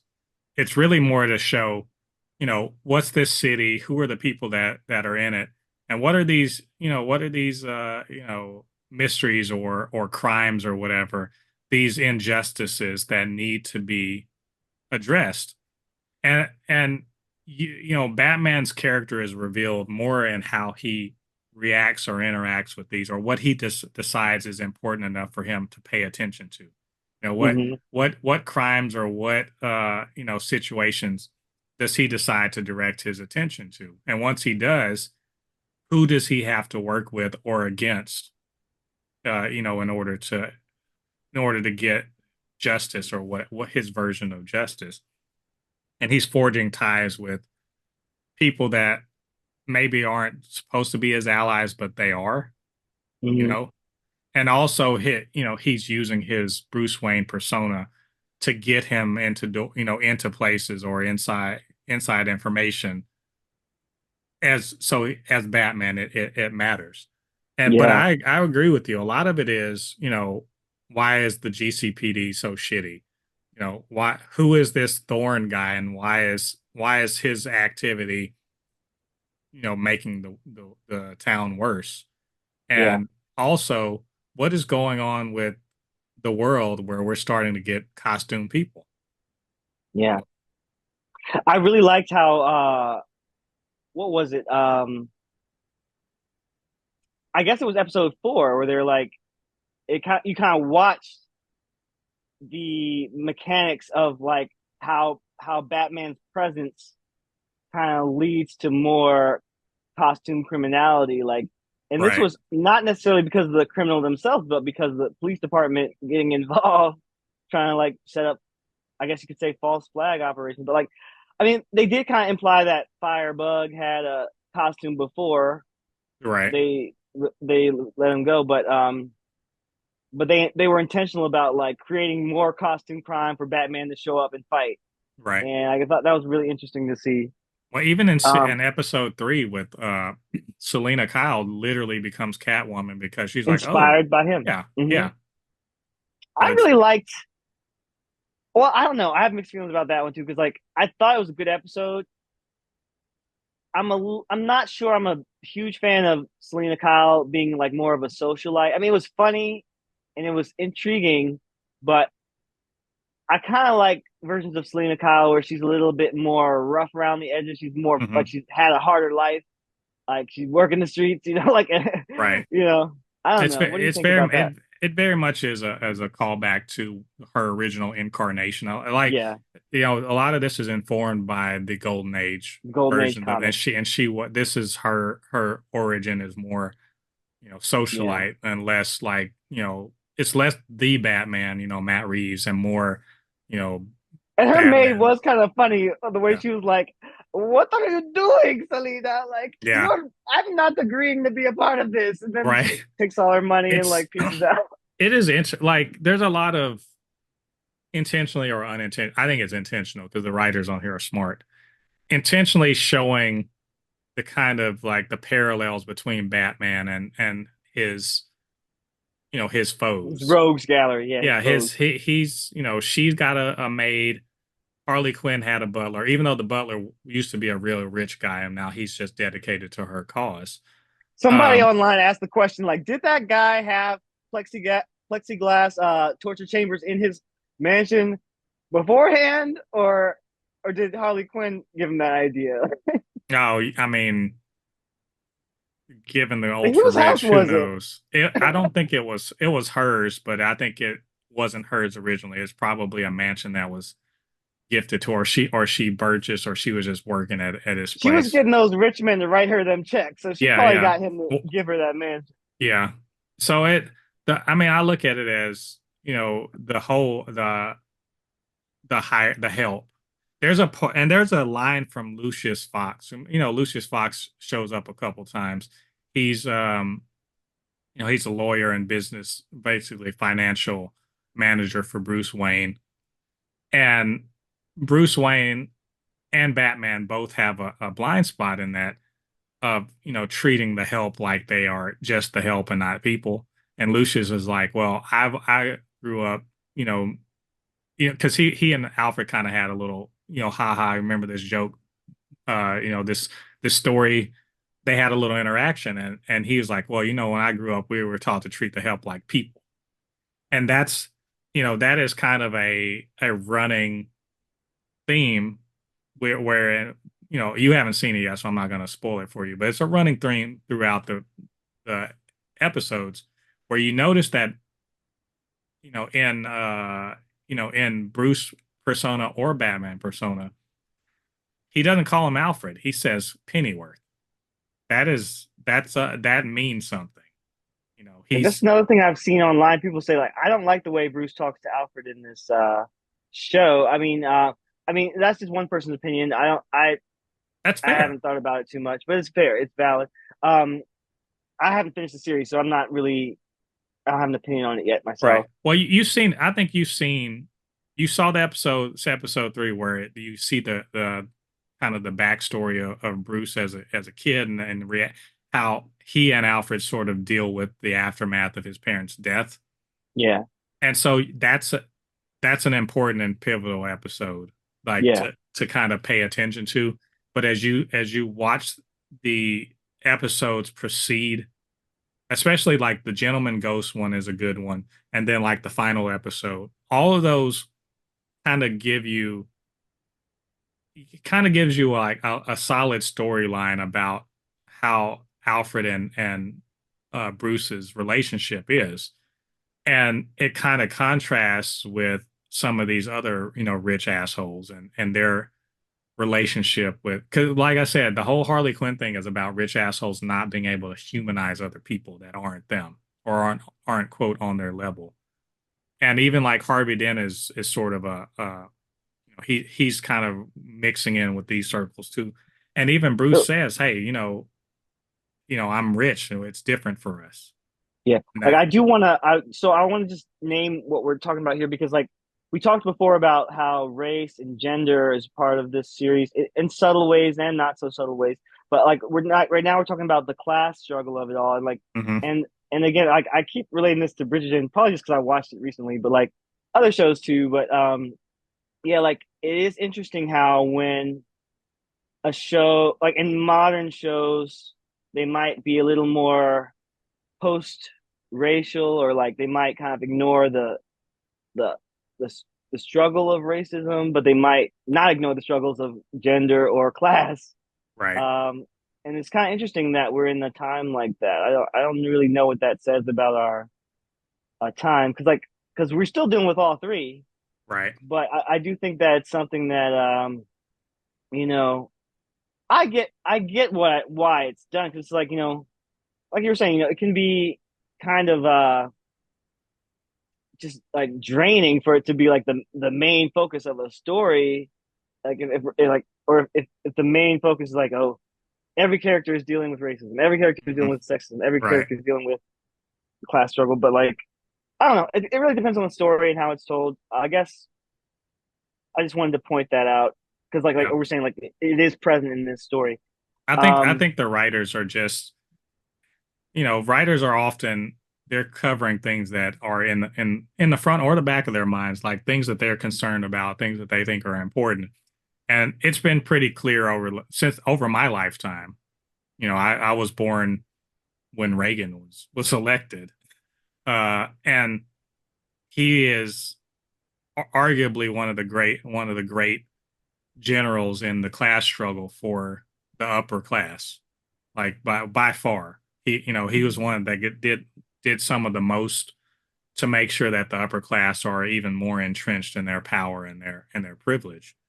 And so class struggle has been a thing for my, it's been forever, but definitely in my lifetime it has become more and more clear that a lot of the ills, a lot of the problems in our society aren't about, yeah, race is a problem, sure. That, and I'm not going to discount that. Sexism, most definitely. You know, queer phobia, absolutely. All of that is true, and by you know, by most measures, it's fomented by the upper class, the elite, the 0.001%, to distract away from the fact that they're fucking everything up for their own benefit. That's, yeah, I mean, it is pretty clear. If you don't have to be left or right to accept that rich people are doing what they want to do, and they're pointing to other people and saying, actually, they're the problem. So you should hate black people because they're taken from you, or you should hate gay people because they're different. They're doing all of that stuff to distract away from the fact that, well, actually, we're going to close. We're going to pay you as little as possible. We're going to ruin your environment. We're going to, steal from you. We're going to make reckless decisions and make you pay for them. All of that stuff. And also, we're going to continue to be rich and lord it over you. That is, yep, so that, writers they know this. And so they are putting it into this.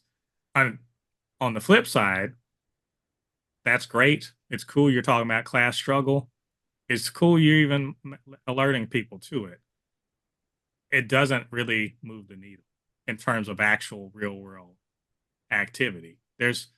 I mean, cool, you're talking about all of this in Batman Cape Crusader.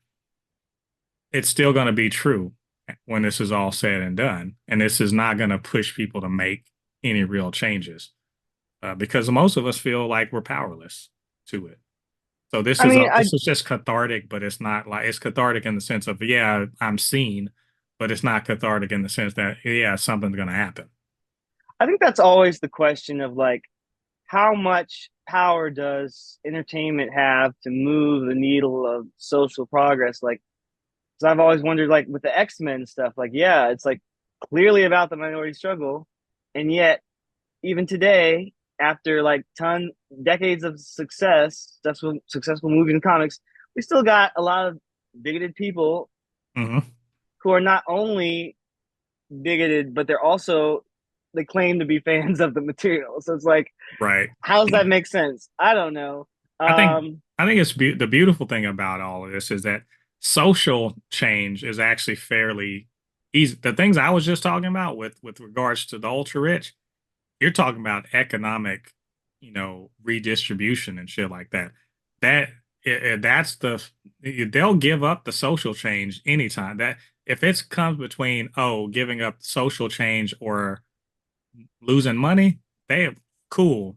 Gay rights, cool. The racial equality, cool. Leave my money alone. So Like when it comes to that, I think that writers have been very successful at moving the needle on kind of these social issues. Because it's true because when I was a kid, there's no way in hell, Republicans would have been, even remotely cool with tolerating gay people or anything like that. Nowadays, youth sound like an idiot if you're sitting up there, trying to sound like people back in the 80s were about gay rights. You sound wrong. So, yeah, that needle has been moved, at, at least in terms of mainstream conversation and entertainment, I think. But there's still a sizable element of people who are strongly against gay people, but like oh yeah, and absolutely. women, like you see all the time with people complaining about the MCU, Hmm. like and stuff like that. But Yeah. And what I do they guess sound like? What do they sound like to like my daughter is turning 16 in a few days.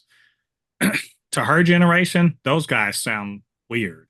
And like weird in the sense that, that word is running around social media right now. that's the new talking point for Yeah. Democrats. Like if we just But call them weird, maybe they but will what people will but finally weird take it to heart. yeah, but what weird has been a real word meaning something for real with black people for a long time. So like, but now people are just now getting it. Like, no, this is actually like where this actually means something. But like to them, hearing people, older people have this problem is fucking weird to them. They don't get it because they've grown up in a world where that's not doesn't make sense.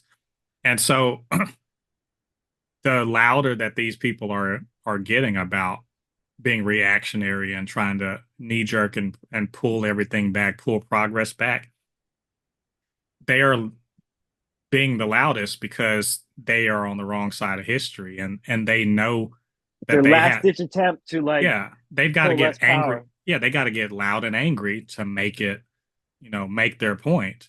Yeah, Whereas because their point of view is no longer the default, it is the yeah. outlier. So great points. I do kind of want to just like we were talking about the class struggle element of it. Like last week we were talking about Nightwing and how current Nightwing comics are very much telling a story about what to do with privilege and wealth, especially if you're a white cisgendered straight male. Like I feel like for Nightwing, this is a very popular story. It's one of the highest selling comics right now. So I wonder when it comes to fiction, is it more likely to like do we need more stories about informing the masses about the state of things and encouraging them to unite and rise up? Or do we need stories encouraging the 1% to like get on board with like Harley Quinn said, like get some empathy, get some decency, Hmm. or we're gonna fight back. like Right.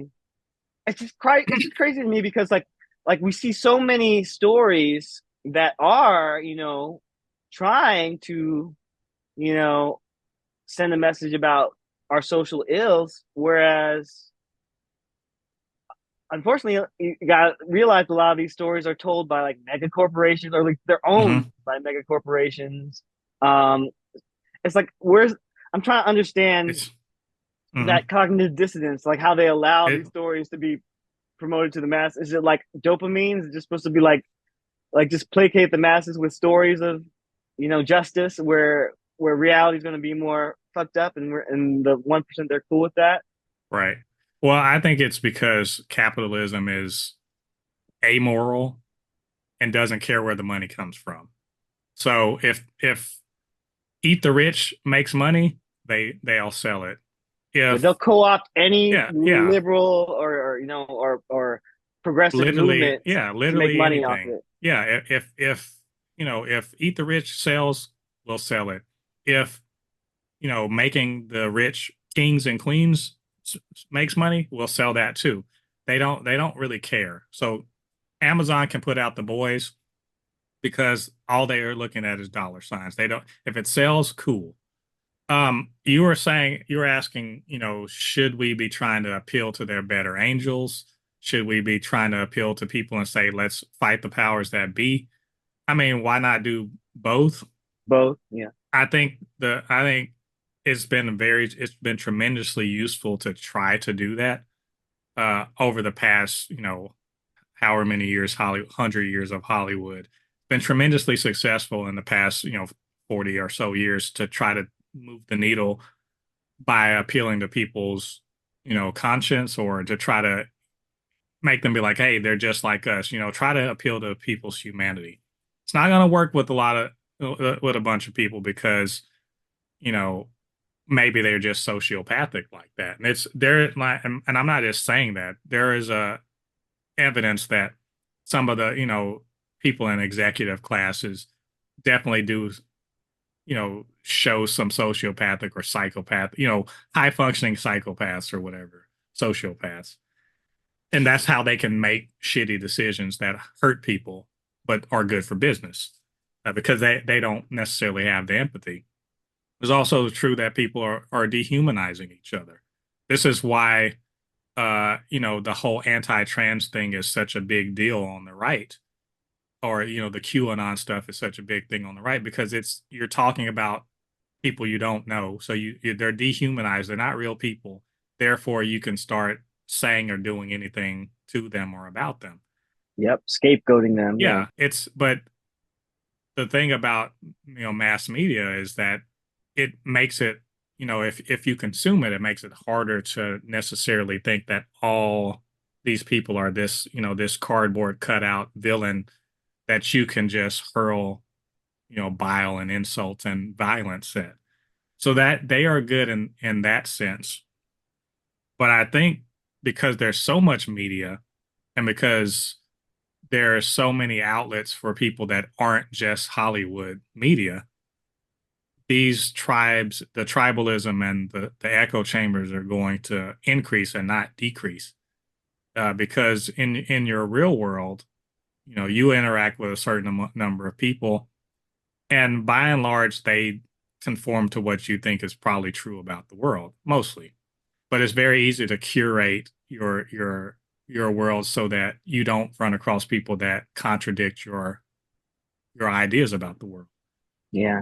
And so it's good that we're doing this, but the real thing, and to be honest, if we're going to move the needle at all, we gotta, and I say this while we're on a, we're talking about media, we gotta unplug and actually know other people in the real world because the best way to stop being a racist is like some of the best ways that people stop being racist, or at least as racist, is to have biracial kids Yeah. or biracial grandkids.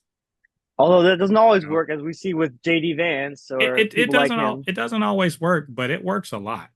Like Yeah. I'll say give some Or personal. having queer kids, yeah. Yeah, my personal experience is now my ex-wife I recently divorced. My ex-wife's white, and her family had no black people in it. I think there's one biracial kid in it, and they embraced me, and they were Trumpers.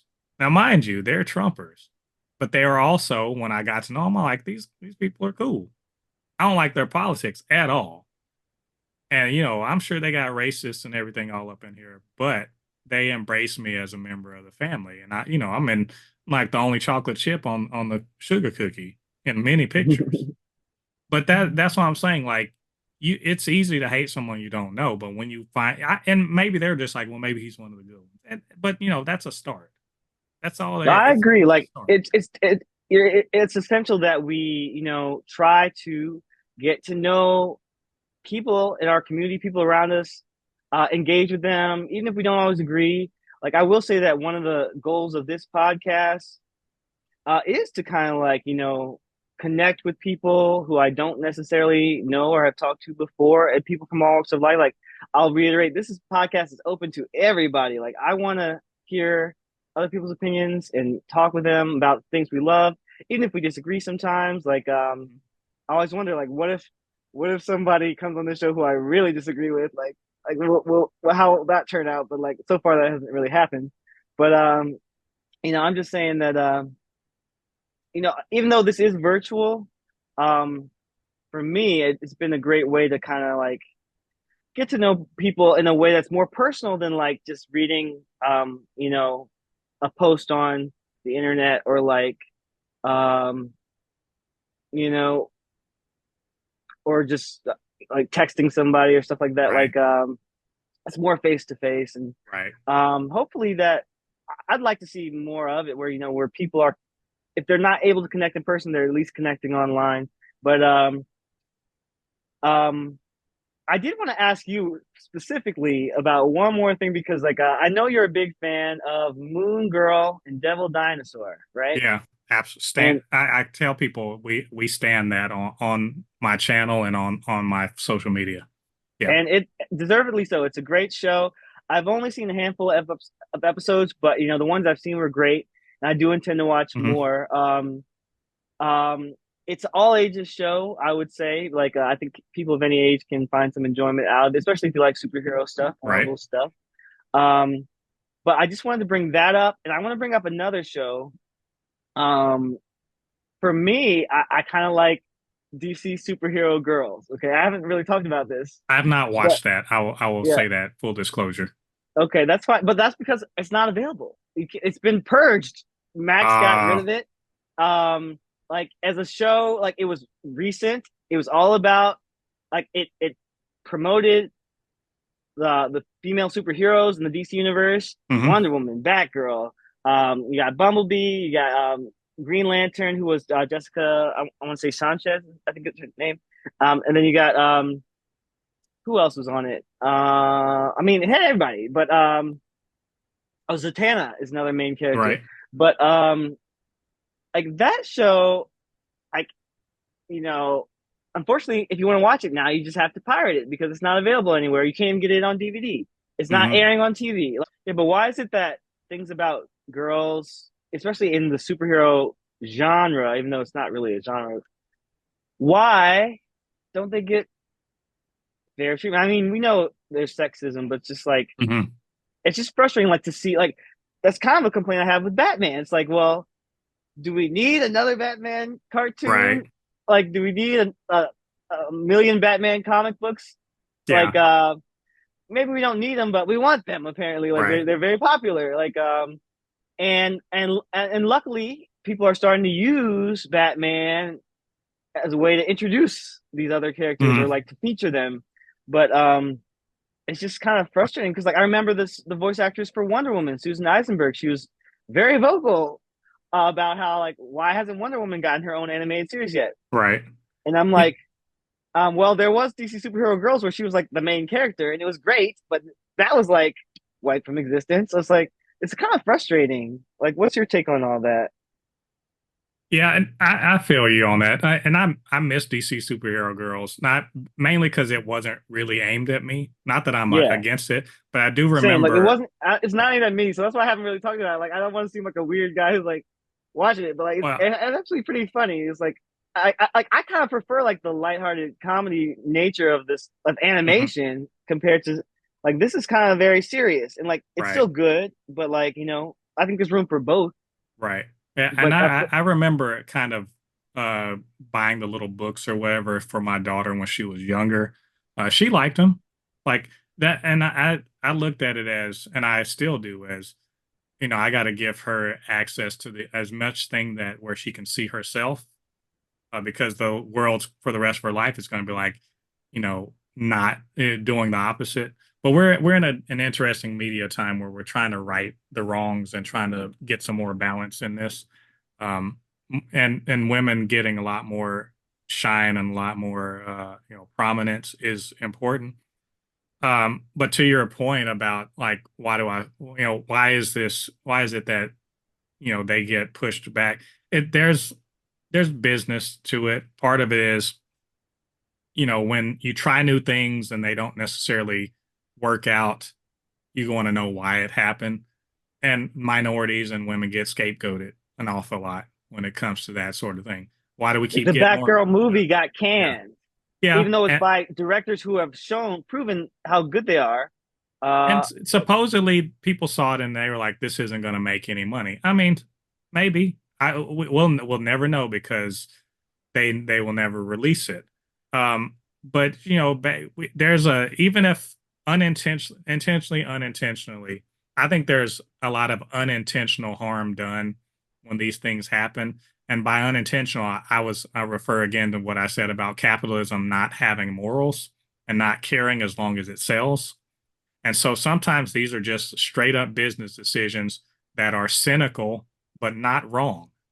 Cynical like in the sense that they know the audience, and some of the audience keeps showing their hand over and over again. These are the people that will be like, how why is everything about race? You just went straight to race. You know why? Because I'm not fucking stupid. And you can no I you can say the words, but you're thinking hard ER. I'm not dumb. And the problem is that these people keep acting like we are not, that we're stupid, that they think we're low intelligence and we can't fucking tell, we can't read between the lines. You don't have to say the N word with the hard ER. You don't have to say it. You act it. You say it in other ways. the You way you know? say DEI Yeah. higher, like it's a slur, like it's Yeah. a bad thing. Like, We're not fucking stupid. mm-hmm, So stop talking to me like I'm dumb. That's one. So similarly, these executives aren't stupid either, and they know who they're dealing with because a lot of the people they're dealing with are like them. So they don't have a hard time empathizing with these idiots on YouTube with the posting stuff with big googly eyes and talking about woke and shit. Like they don't have to work hard to sympathize with them. They are them. So they know what they're thinking. So the guys are probably thinking about it. And they're trying to get as much money as they can out of this as possible. Now, it is also true that some of the creatives are trying to move the needle. So they take chances. And if they aren't, the ceiling, not the ceiling, the threshold for success is different for these projects because as usual, work twice as hard to get half as far, you know? So yeah. that's what I feel like is going on there. It also doesn't help that, as you said, Bruce Timm and all them. There's a lot of white guys that executive produce that versus the writers' room being a lot more diverse. So it doesn't help that the people making the decision still aren't very diverse, but it's changing. Like And sometimes it seems like we need that allyship to like bring other people in the room at the well, very least, I think because I like the whole accomplice not ally thing. Less people, you know, saying yay Pride Month on a post and more putting your money where your mouth. Put yourself on the line. Put yourself out there. Make yeah. put something important to you on the table And because that's arguably, you could, yeah. that's what they're doing with this show because like by backdoor letting more diversity into a show about the rich white straight man Batman, Right. like I think they're kind of like it could be a failure. Maybe that's why Max didn't want to have the show. They're like, this is too diverse or Oh, something. We I don't could know. talk about that because it's that there's more to it than just that. This is the business of Max. There's the idea that Zaslav is trying to is trying to resell Warner Brothers, to spin it off again and make a profit from it. I've heard that. Yeah, But there's also the fact that he is an old white guy and he understands programming. But remember, he led Discovery, which was not about scripted programming. Discovery scripted programming is very limited. It's mostly reality stuff. But he sees dollars and cents. And there's a lot of disrespect for animation. There's a lot of disrespect Huge for amount. genre programming, and there's a lot of misunderstanding of what you have. This show should have been on Max. It was going Yeah, to be on Max, but they're like, we need to make money. So they sold it off to Prime. Not a bad business decision, like as these things go, but that is their mindset. Zaslav is, it's all about money. yeah, I'm glad we got it, but yeah. this should have been on Max. This should have been a marquee, title for Max, but Like it's to that animation. point, there is the ongoing question, like, is streaming as a service profitable? Arguably it's not. Hell Like no. Amazon just promoted, like Amazon just revealed, not Amazon, Apple just revealed huge profit losses. Yeah, Um Netflix, I think, is the only one with, they kind of started the game, they kind of like have some kind of business plan. I don't know what their numbers are, but they seem to be doing they've better been than everyone profitable. else. Yeah, they've been profitable in the last year.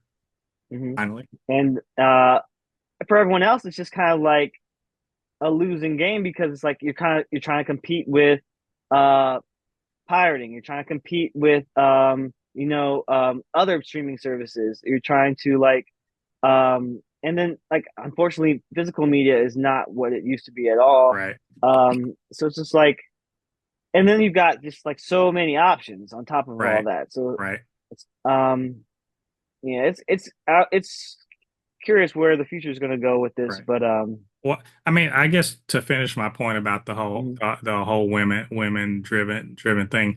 I mean, we know it's sexism. Yes, there's a lot of like, oh, women can only do certain things, and there's an audience issue, but I do believe the audience is being trained to be a lot more sophisticated about it, regardless of these idiots online.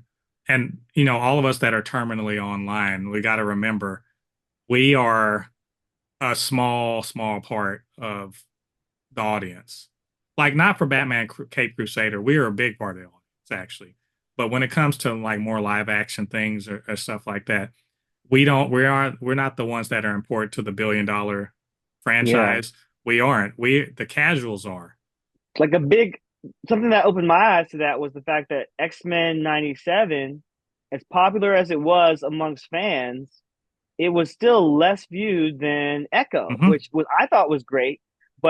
But to me, Echo doesn't have the same draw as X-Men, because Right. X-Men, they're like, as a brand name, they have more history Yeah.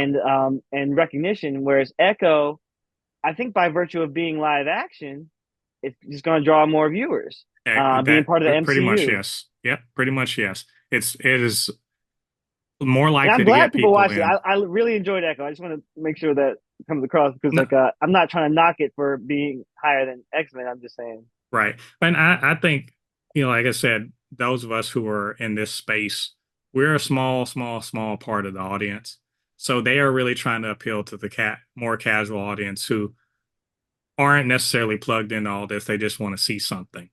And Yeah, so something like Captain Marvel can be super successful, and the Marvels cannot be super successful. And that's about marketing and to those casuals to want to get out, yeah. Like to go see these things. The Marvels is such a frustrating thing for me. Like I really feel like with the combined circumstances of the strike and the lack of promotion and the sexism that person, I just feel like that And movie the didn't have MCU a just chance. yeah, and the MCU not being as vital to people's viewing habits and changing viewing habits and changing there's a ton of things in there that the toxic fans are going to be like, oh, it's because wokeness and women. No, there's other shit going on that like you can't just sit there and make it all about this one thing.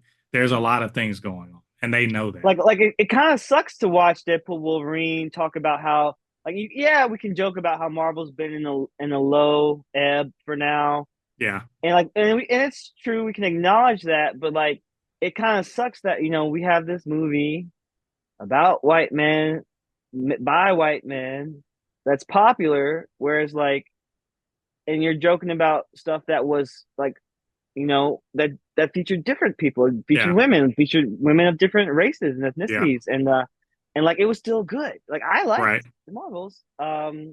I mean, was it the best movie I've ever seen? No, but like, was it the worst one? No. Like, Right. I think it's just kind of disrespectful in a way. I think it's unfortunate because there's going to be no there are comments thrown out in jest that some people can be like, uh-huh, you're speak, preach, brother.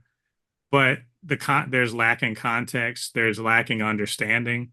It's a funny moment that throws shade on the work of a lot of people who were doing their damnedest to make something good and did make things good.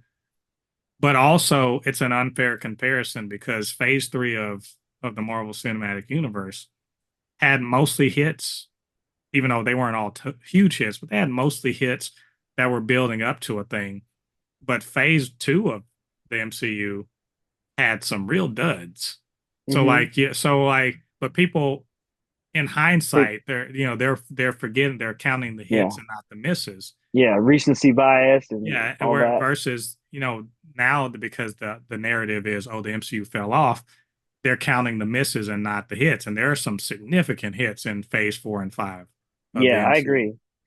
But Um, on top of that, I'll be very interested to see how Agatha All Along does. Primarily female led cast. I have You a know, prediction. I predict it's not going to do that well. you think so? Like, I mean, Yeah, there's a lot going against it, but there's also a lot going for it. Like, WandaVision was a surprise hit.